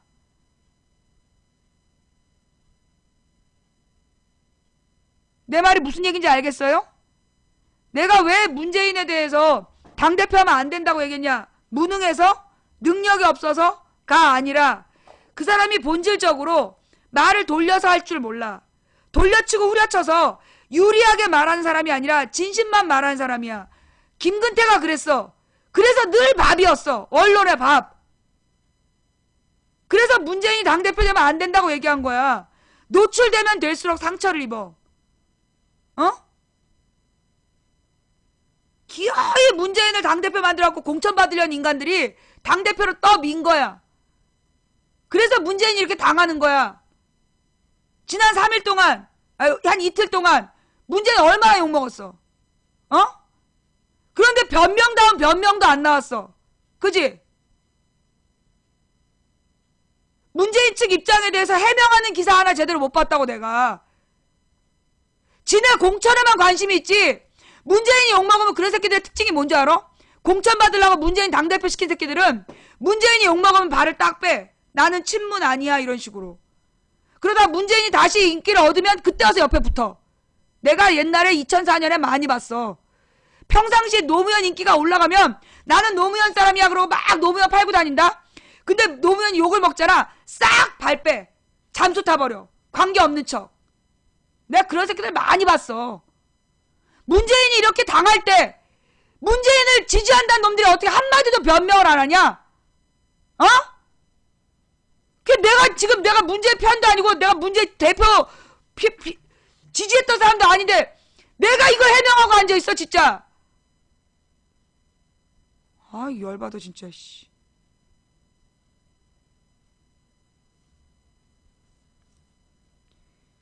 충암고에서 내가 이거 해야 되는데. 충암고 교장이 충암고 교감은 막말한 적 없다라고 해명을 했어요. 그게 거짓말인 게 탄로났습니다. 그런데 이 충암고가 보통이 아니더만. 이 교감의 거짓말 이게 한 번이 아니야. 이제까지 이게 충암고 재단 비리가 이루 말로 다 못해. 그 충암고 재단 비리 좀요. 그 우리 자료실하고 함께 읽는 뉴스에 좀 많이 올려주세요. 제가 내일은 충암고 재단 비리 요거 중심으로 얘기할게요. 예. 어제는 4월 8일이었어요. 어제는 4월 8일이었는데 4월 8일 인혁당 피해자들이 그 사형 선고를 받은 날이에요. 4월 9일 오늘 새벽 4시에 사형당했어요. 그래서 이 4월 8일이 예, 대한민국의 사법살인의 날로 기록이 됐어요. 인혁당. 박정희 정권에 맞서서 박정희 정권을 비판했던 학자와 언론인들을, 학자, 언론인, 기업인들을 빨갱이 간첩으로 몰아서 사형 선고라고 8명을 하루아침에 죽여버린 사건. 그게 인혁당 사건이에요. 인혁당 사건에 대해서 사과를 했더니 박근혜가 민혁당에다가, 민혁당 아니야. 민혁당 잘못된 표현이에요. 민혁당은 따로 있어. 민혁당에다가 민혁당에 사과한 게 박근혜가 일부러 그런 건지 실수한 건지, 우리가 사법살인으로 8명이 사형당한 건 인혁당이야. 인민혁명당. 민혁당 아니야. 박근혜가 인혁당 피해자들에게 사과하라니까 민혁당한테 사과해갖고 사람들이 잘못하는 거야. 인혁당에 인혁당 재건이 사건. 인혁당 재건이 아니었어. 그냥 죄 없이 박정희를 비판했던 민주주의자들이야. 그들을 죽였던 사건, 사법살인. 4월 8일은 인혁당 사건이에요. 기억해 주시고요. 내일은 충암고 재단 비리. 이것들이 거짓말만 안 했으면 내가 넘어가 줄라 그랬어. 그런데 이 충암고가 계속해서 기자가 거짓 보도를 했다는 둥, 기자가 거짓 보도를 했다는 둥, 교장이 나서서 교감을 감싸는 둥. 내일은 내가 첫 번째로 충암고 재단 비리 요거를 내가 보도할게. 이렇게 중심으로 다뤄야 되겠어? 예. 어머 어떡해. 25분이야. 예, 25분이에요. 원래 이렇게 5시부터 전화 받기로 했는데 시간이 늦었네. 25분이니까 내가 오늘 10분만 전화 받을게요. 예, 자 지금부터 전화를 하실 수 있습니다. 예, 일단 문자는 나중에 읽어드리고요. 내가 지금부터 10분 동안 전화 받을게요. 지금부터 10분 동안 전화 받겠습니다. 예, 제가 윤한주 얘기 있잖아. 내가 아까 한 얘기가 있거든. 재방송에 나와. 다시 한번 얘기를 해야 되는데 얘기가 너무 길어갖고 내일 다시 해줄게. 윤한주 얘기는 내가 내일 다시 해줄 테니까 내일 꼭 와. 자, 전화해 주세요. 예. 자, 전화를 하실 분. 내가 윤한주 얘기 한 번 했어. 앞에 가볍게 얘기한 거 있으니까 그 내용을 한번 쭉 봐봐. 그리고 궁금한 거 내일 다시 와. 내일. 자, 예. 전화하시는 분이 없네요. 네네. 자, 전화 통화가 없기 때문에 문자 읽어드리고 마무리할게요. 그럼. 예. 문자.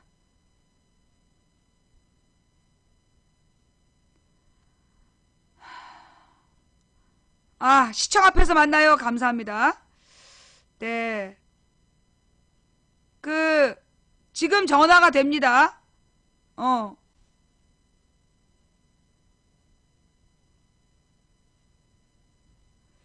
말리지 마라인데 방송 중인가요? 지금 방송 중인데요?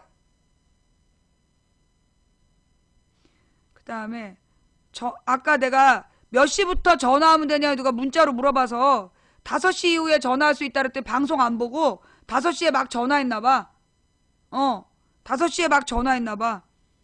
자, 지금 전화하겠다는 사람이 없어서요. 예. 한 사람이 전화 예약을 했어요. 우리 전화를 앞으로 예약제로 합시다. 전화 예약제. 예.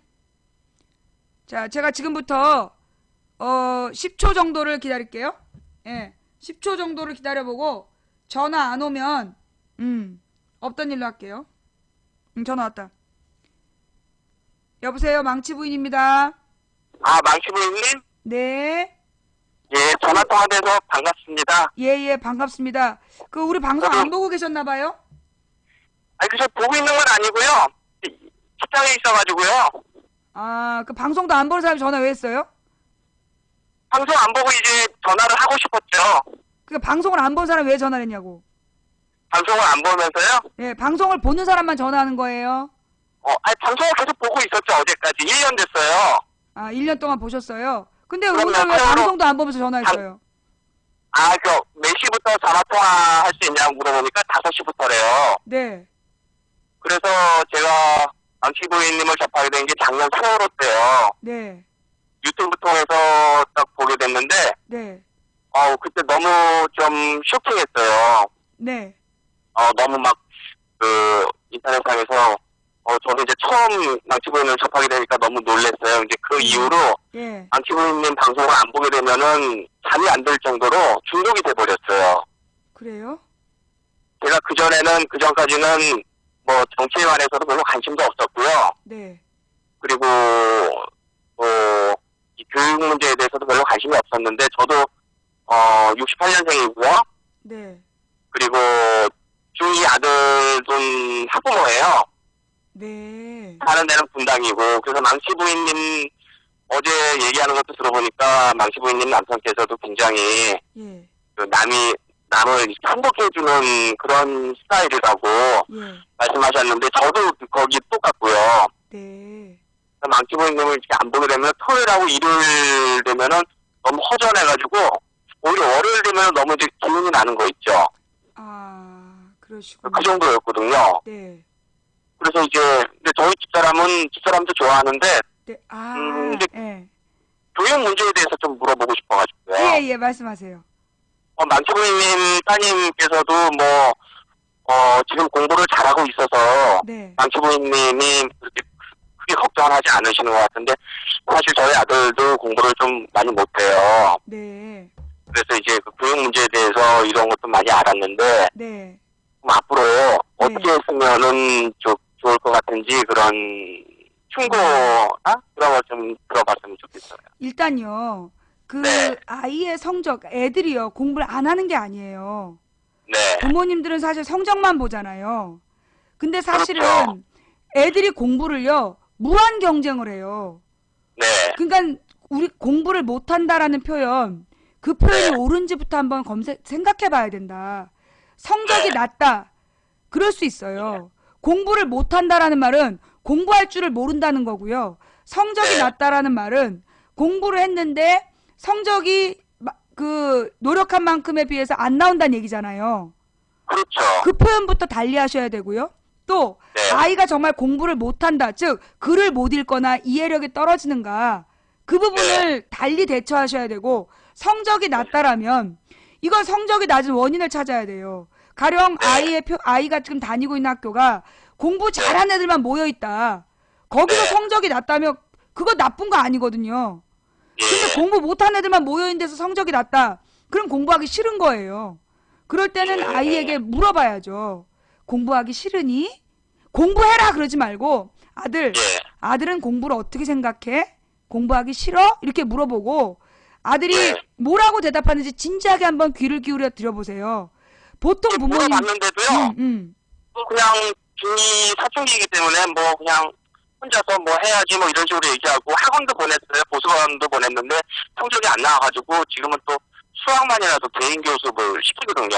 자, 여기서 중요한 말 아들이 해야지라고 했다는 말은 공부를 하고 싶은 마음이 있는 거예요. 예. 그런데 상대적으로 안 되는 거거든요. 예. 자, 그렇다면 원인을 파악하셔야 돼요. 아들, 공부를 하고 싶은데 잘 안 되니? 그 다음 질문 잘 안 되니라고 물어봐야 되고 어떤 부분이 어렵니? 그래서 보통 막 영수, 과외 이렇게 들어가시잖아요. 근데 더 근본적인 이유가 있을 거예요. 가령 의사소통이 잘 안 된다든가 선생님이 무슨 얘기를 하면 못 알아듣겠어요 라고 할 수도 있고 아니면 수업 시간에 자꾸 졸려요 라고 할 수도 있고 그 다음에 시험 문제를 보고 이해가 잘 안 돼요 라고 할 수도 있는 거예요. 그러면 그 원인이 다 달라요. 시험 문제를 봤는데 이해가 안 된다. 난독증일 수도 있어요. 또 수업 시간에 자꾸 졸려요. 그건 얘가 밤에 잠을 제대로 못 잔다는 얘기예요. 그럼 왜 잠을 못 자는지에 대해서 혹시 아이가 무슨 그 카페인 음료 같은 걸 자주 마시나? 이런 걸 한번 살펴봐야 되는 거죠. 또 선생님 수업이 잘 못 알아듣겠어요. 그러면 아이가 어떤 청력에 문제가 있는가? 아니면 들은 내용을 머릿속으로 이해하는 과정에 문제가 있는가? 이런 것들을 따져봐야 돼. 그 모든 게 아닌데 성적이 안 나와. 그러면 아이가 공부 방법이 틀렸는지, 공부 방법이 틀렸는지, 공부를 안 하는지 그걸 살펴봐야 돼요. 그래서 아이에게 무조건 공부해라 뭐 과외고사 붙여줄까 학원 강사 붙여줄까 라고 해서 될 게 아니라 애가 공부가 왜 안 되는지를 구체적으로 관찰하셔야 돼요. 그래서요 본인이요. 네. 공부보다도 자기는 이제 뭐 운동을 좋아하기 때문에 자기는 이제 검도를 지금 학원을 다니고 있어요. 그러면 운동을 시키세요. 운동도 잘하고 그래서 자기는 물어보니까 저 진로를 어떻게 할 거니? 그러니까 검도로 대학을 가겠다는 거예요. 그러면 검도를 시키세요. 답 나왔네. 아이가요 좋아하는 걸 시키세요. 좋아하고 잘하는 거. 애들이 좋아하는데 못하는 게 있거든요. 근데 좋아하고 잘하면 그걸로 밀어주세요. 다만 아들에게 한 가지만 더. 한 가지만 더. 네가 지금 검도를 좋아하고 잘하는데 너가 이거 말고 다른 걸 더 잘할 수 있는 것도 있지 않을까? 언제든 뭐든 도전해봐. 그래서 뭐든 네가 더 잘하는 게 있는지 한번 늘 생각하면서 지금 검도를 하면서 행복하다면 아빠는 검도 열심히 하는 아들을 응원할게. 이렇게 해주시는 게 좋을 것 같아요.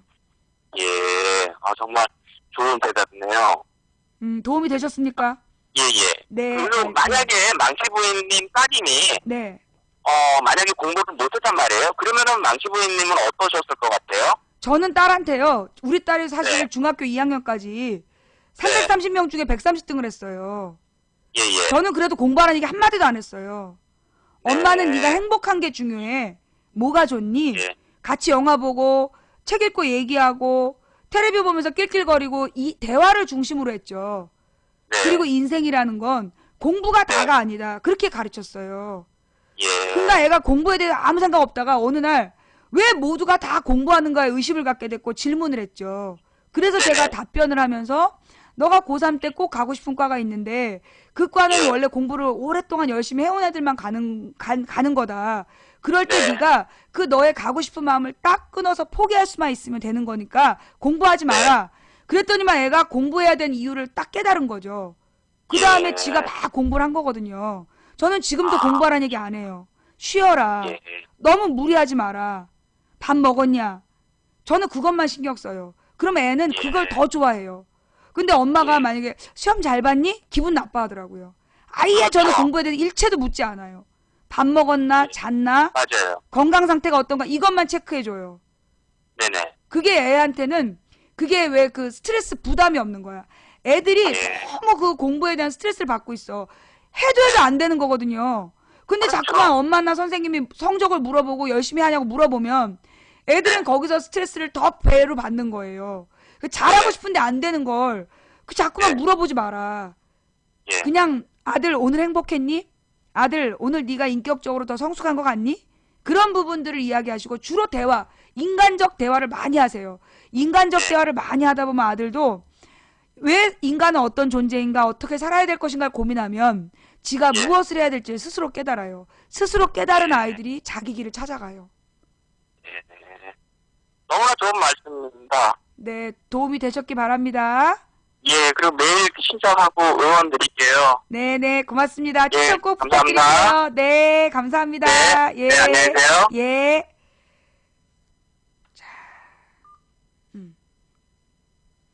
이렇게 또 스리슬쩍 인생 상담을 잠깐만요. 이제 전화 안 돼요. 이 사람들이 마지막 통화야 이게. 여보세요, 망치 부인입니다. 안녕하세요. 네, 자기소개 부탁드립니다. 저는 경기도 안양에 살고 있는 21살입니다. 21살? 아니요, 31살이요. 31살. 어쩐지 나 21살인 줄 알고 너무 성숙하다 싶었어. 네, 어떤 일로 전화하셨어요? 막상 전화드리니까 굉장히 떨리네요, 이게. 네, 떨지 마시고요. 아무도 몰라 님이 누군지. 틀려요. 네, 방송 때랑 틀리죠. 네. 제가 지금 올해 30대입니다만, 네. 저희 이 나이 또래에서도 네. 그 망치님 방송 보는 사람들이 많더라고요. 그렇죠. 20, 30대, 그러니까 30대도 많지 보죠. 저도 이제 그런 부분 때문에 이제 그 대화를 많이 하는데, 아까 전에 그 교육대원에 어떤 분이 전화를 방금 하셨었잖아요. 네. 그래서 저도 이제 제가 중학교 때 미술 선생님이 이런 말씀을 하셨어요. 네. 너희들 공부를 왜 하니? 했더니 이제 애들이 좋은 대학 가려고요. 했더니 좋은 대학을 왜 가니? 했더니 좋은 직장 얻으려고요. 예. 좋은 직장 얻어서 뭐가 좋아? 그랬더니 돈 많이 벌잖아요. 네. 돈 많이 벌면 뭐가 좋아? 했더니 행복하게 살 수 있으니까. 이런 질문을 하셨었는데 네. 결국에 그 선생님이 이런 말씀하셨어요. 그러니까 결국은 이제 행복한 죽음을 맞이하려고 이렇게 공부를 하는 거 아니냐. 그렇죠. 너희들이 진짜 하고자 하는 바를 찾아서 했으면 좋겠다. 네. 이런 얘기를 많이 해주셨는데 네. 그래서 아까 그 아버님한테도 네. 솔직히 저도 그래요. 저도 지금 직장을 알아보고 있는 백수지만 전단지 알바할 때도 네. 학력 좋은 무슨 대학이라고 말을 하긴 좀 그런데 학력 좋은 형들이 전단지 알바하러 오는 경우가 많아요. 그러니까 서울에 있는 이제 대학을 나온 출신이죠. 네. 그 망치부님 나온 대학 출신도 있었고, 그러니까 이미 결혼해서 가정까지 있는데 뭐 사학과를 나왔든 뭐 국문과를 나왔든 직장이 없는 거예요. 자기가 들어갈 만한. 그러니까 전단지를 하러 온 거죠. 가정이 있고 딸이 둘인데. 어떡해. 네. 저도 굉장히 저는 이제 이름 없는 대학을 나왔습니다만 굉장히 충격이었어요. 아니 저 형이 저 정도 학교를 나와서 아니 알바를 그것도 전단지를 하루 4만 원, 5만 원 받기 위해서. 그래서 내가 대학 갈 필요 없다는 거예요. 우리 학교 출신들도 그러니까. 예, 그 부분을 굉장히 공감을 해요, 제가. 네. 아니 내가 이번에 진학 상담을 가보니까 경희대가 상위 15개 대학에 들어간다는 거예요.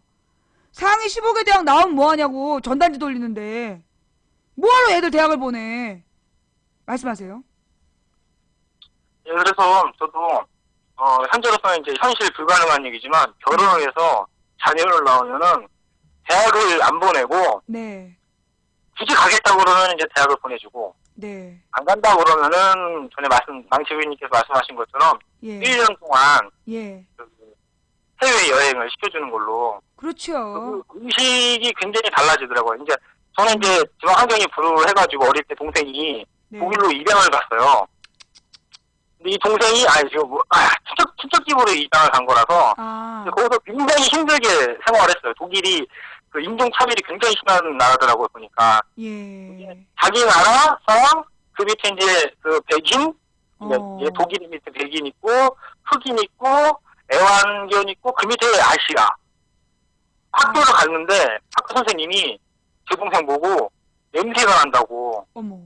김치를 먹고 가면 냄새 그렇게 난대요. 그렇지. 주변에서 얘기를 한대요, 그 얘기를. 빵만 먹고 생활을 했다고 하더라고요. 어쨌든 독일에서 그렇게 8년 정도 살다가 제가 군대 때문에 왔거든요. 네. 굉장히 의식 수준이 다르더라고요. 네. 생각하는 이 사고 방식이. 네. 그래서 이거 이제 해외여행 같은 거 보내줘서 이제 자녀가 좀 더 이제 폭넓은 사고를 할 수 있게끔. 그렇죠. 경험을 많이 쌓는 게 필요하겠죠. 예, 어쨌든 지금 말씀드리고 싶은 건 너무 많은데, 예, 정립이 안 되네요. 벌써 4분이나 쓰셨기 때문에, 오늘 통화는 그러면 이 정도로, 이렇게 독일의 정보를, 예, 독일 이야기와, 그 다음에 이제 그 대학에 대한 필요 없다, 뭐 이런 이야기, 예, 뭐, 이 정도 한 걸로 마무리 되겠죠? 예, 알겠습니다. 네, 고맙습니다. 들어가세요. 예. 네, 건강하세요. 네. 그래요. 일단 이제 전화를 주신 님께 한마디 드리고 싶은 건, 뭐, 직장을 너무 뽀대나는 걸로 가지 말고, 뽀대나는 직장을 구하기보다 내가 잘할 수 있는 일을 중심으로 일을 구하셨으면 좋겠어요. 나한테 재능이 있는 일과 관련된, 예. 죄송합니다. 이제 전화 안 받습니다. 예. 전화 통화 끝났어요. 지금 42분이기 때문에, 예. 나한테 어떤 재능이 있는지를 먼저 파악하시고, 내가 잘할 수 있는 일을 중심으로 일자리를 구하시기 바랍니다. 자, 오늘 방송은 어떠셨어요? 제가 조금 아까 마지막 통화를 했잖아요. 이 5시 전화 통화 이거 꼭 해야 되는데, 못해가지고, 죄송해요. 화나신 분들. 내일 또 전화 못 받네. 예. 내가 내일 내가 이제 경남 가잖아요. 예, 경남 수다방. 예, 경남 수다방을 가는데 내일 2시에 진해 경화역에서 1차로 뛰고 2시간. 그 다음에 이동을 해서 그 정우상가 앞에서 창원 정우상가 앞에서 2차로 2시간 뛰고 그리고 이제 이게 우리 일행이 5명이야. 그 이제 운전하시는 분이 계시기 때문에 이제 저녁을 같이 먹고 그리고 이제 그러니까 우리 시청자들이랑 7시부터 8시까지 사진을 찍고 그 다음에 8시부터 늦은 저녁 식사를 하고 9시에 서울로 출발하는 일정입니다. 예. 그 뭐 밥을 사시겠다 이러시면 안 돼요. 제가 이제 밥은 거기 제가 만나야 될 분이 계셔갖고 밥 약속이 돼 있어요. 그래서 제가 뭐 밥 사시겠다 이런 얘기 하지 마시고 예, 정말 우리 시청자들은 7시부터 8시까지 같이 사진 찍고 그렇게 8시에 우리 공식 일정이 끝납니다. 그러니까 경남에서 일정 2시부터 8시까지 6시간 예, 진행된다는 거 이해해 주시고요. 예, 내일 2시부터 4시까지 진해 경화역 그 다음에 5시부터 7시까지가 창원 정우상가 앞. 네, 거기서 일정이 있으니까 그 전화 통화를 못 하잖아요. 오늘 한 통만 더 받을게요. 딱 한 통만. 한 통만 전화할 건데 하시고 싶은 얘기를 메모를 하세요. 예, 그래서 3분 안에 끝내주시면 대단히 감사하겠습니다. 한 통만 더 받을게요. 한 통만. 장난전화하면 고소하는 거 아시죠? 예. 네네. 자, 일단 전화를 지금 받습니다. 네. 여보세요, 망치 부인입니다. 네, 안녕하세요. 네네. 네, 통화 감사합니다. 네, 본인 소개 부탁드릴게요. 전 대전에 살고 있는 38세고요. 아, 대전의 38세 시청자님 반갑습니다. 우리 방송 어느 정도 보셨나요? 한 꽤 몇 년 동안 봤고요. 아, 몇 년 동안? 저는 뭐 꾸준하게 듣는 스타일이 아니고 그냥 가볍게 그냥 보고 말고 그런 스타일입니다. 아, 오다 가다 듣는 스타일. 오케이. 자, 네. 오늘 무슨 말씀하시려고 전화하셨나요? 6살 딸아이가 있는데 6살 딸아이. 유치원 다니고 있고요. 네? 근데 애들은 유치원 다니고 있는데 네. 이제 아이 엄마가 이제 토요일 날 일을 해가지고 이제 집 근처에 하루 한 3분 거리밖에 안 돼가지고 이제 애들 엄마 토요일 날 애는 집에다가 이제 텔레비 인터넷으로 텔레비를 만화를 틀어주고요. 네. 그러니까 잠깐 이제 애들 엄마를 데려다주고 왔는데 애가 밖에 나와서 울고 있더라고요. 예. 인터넷이 안 돼가지고 예. 그러니까 끊어지니까 혼자 있으니까 무서워가지고 그날부터 이제 유치원도 안 간다고 하고 유치원 가면 이제 엄마 아빠 보고 싶다고 맨날 울더라고요. 예. 그리고 뭐 이제 제가 또 이제 술을 좋아해가지고 밤에 약속이 있어가지고 자주 나가는데 이제 나가면 그냥 전화 와가지고 울고 막 울고 해가지고 뭐 어떻게 해야 되나 막 잠 잘 때도 꼭 제 팔을 꼭 안고 자야 되고 네. 깨다가도 그냥 꼭 아빠 있나 없나 확인해야 되고 네. 그렇습니다. 6살짜리 딸아이가 지나치게 부모에게 집착하고 있다. 의존하고 집착하는 모습을 보이고 있어서 고민이시다. 예, 제가 그러니까 아이 엄마가 이제 출근할 때 제가 그때 한번 실수한 거죠. 제가 이제 같이 데리고 같이 했으면 제가 조금 힘들어도 그러니까 엄마가 출근을 하고 네, 출근할 때 이제 출근을 시켜줬어요, 제가. 네. 그러니까 아이가 우는 거죠?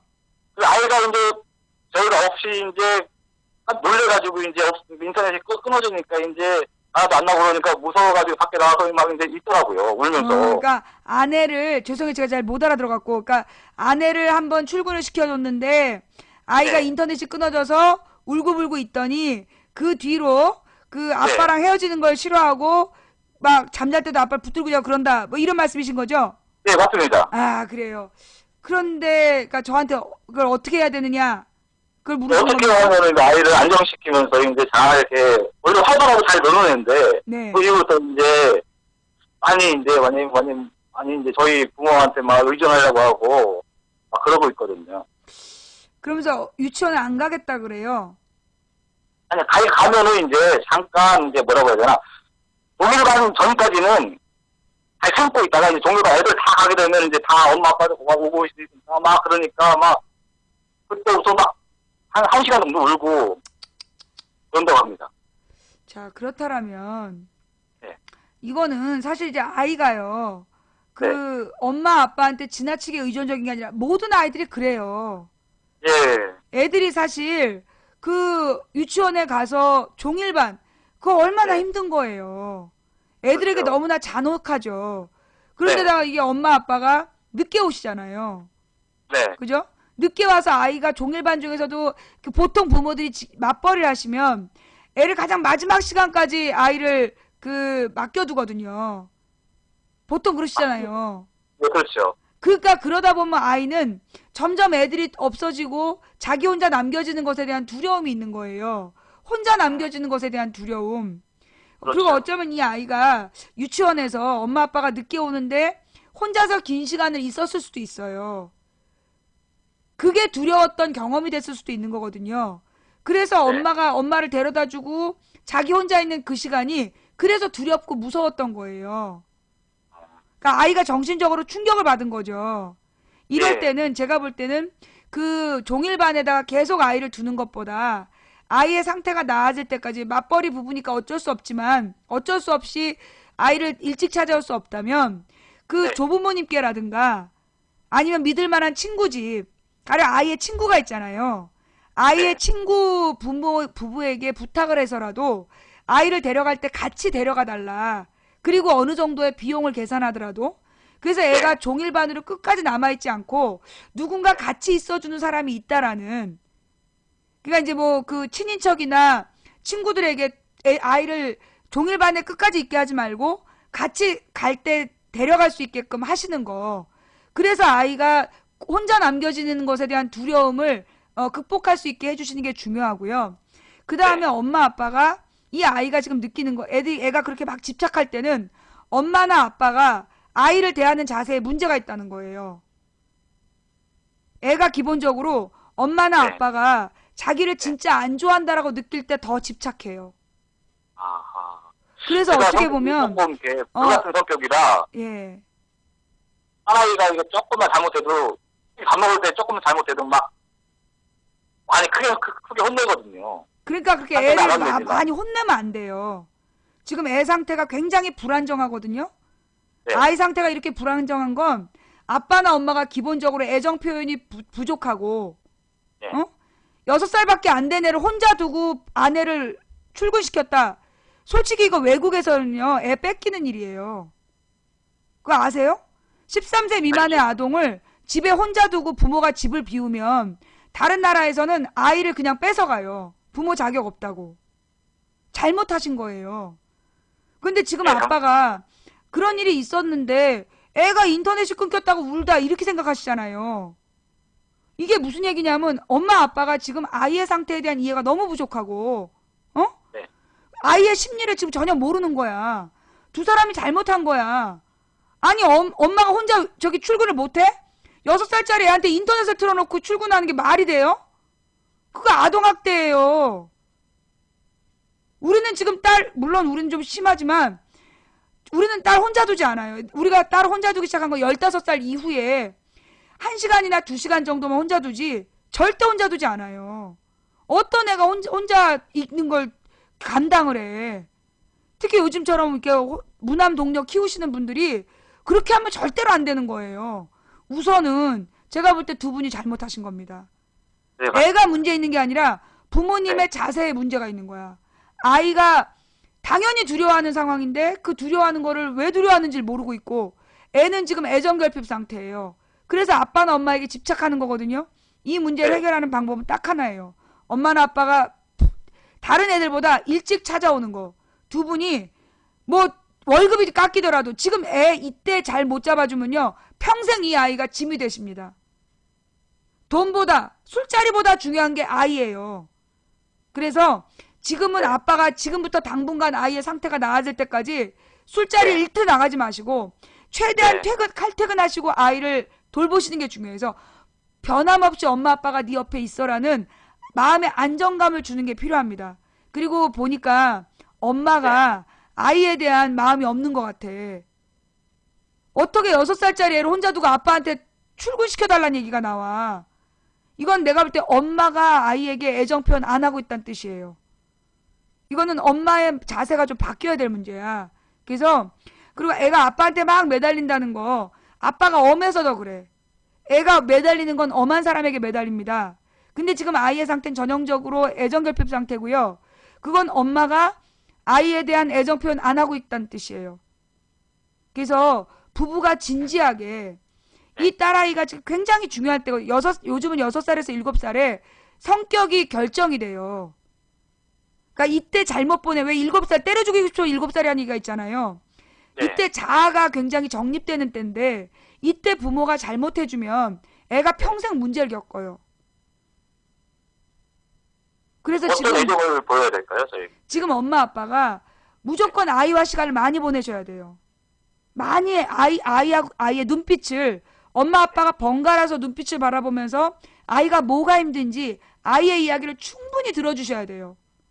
그러면서 많이 스킨십, 많이 이렇게 그 사랑을 표현하셔야 되고, 네.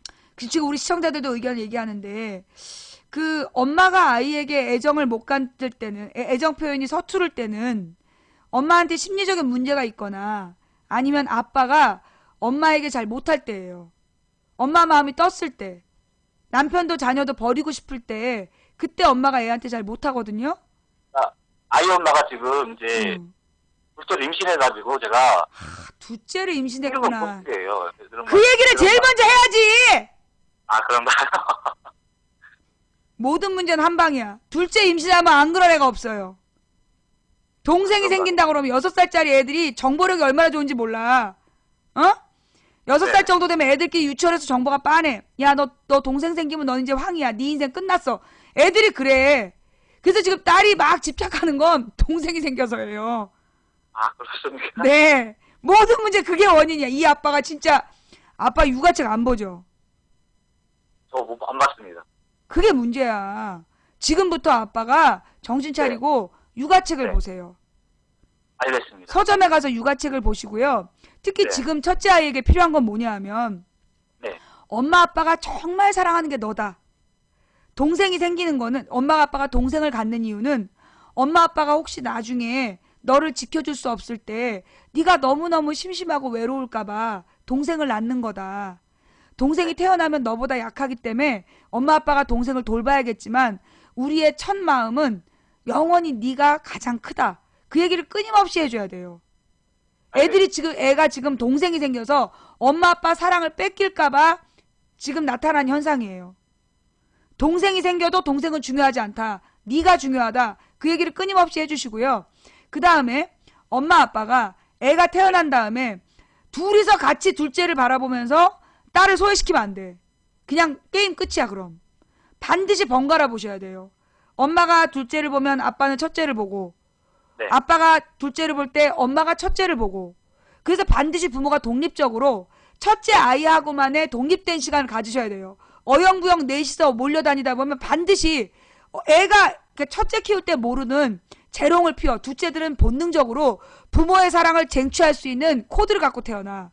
그래서 첫째 키울 때 모르는 애교를 그렇게 피워 둘째들은. 그러면 넷이서 어울리다 보면 부모들이 둘째만 보게 돼 있어요.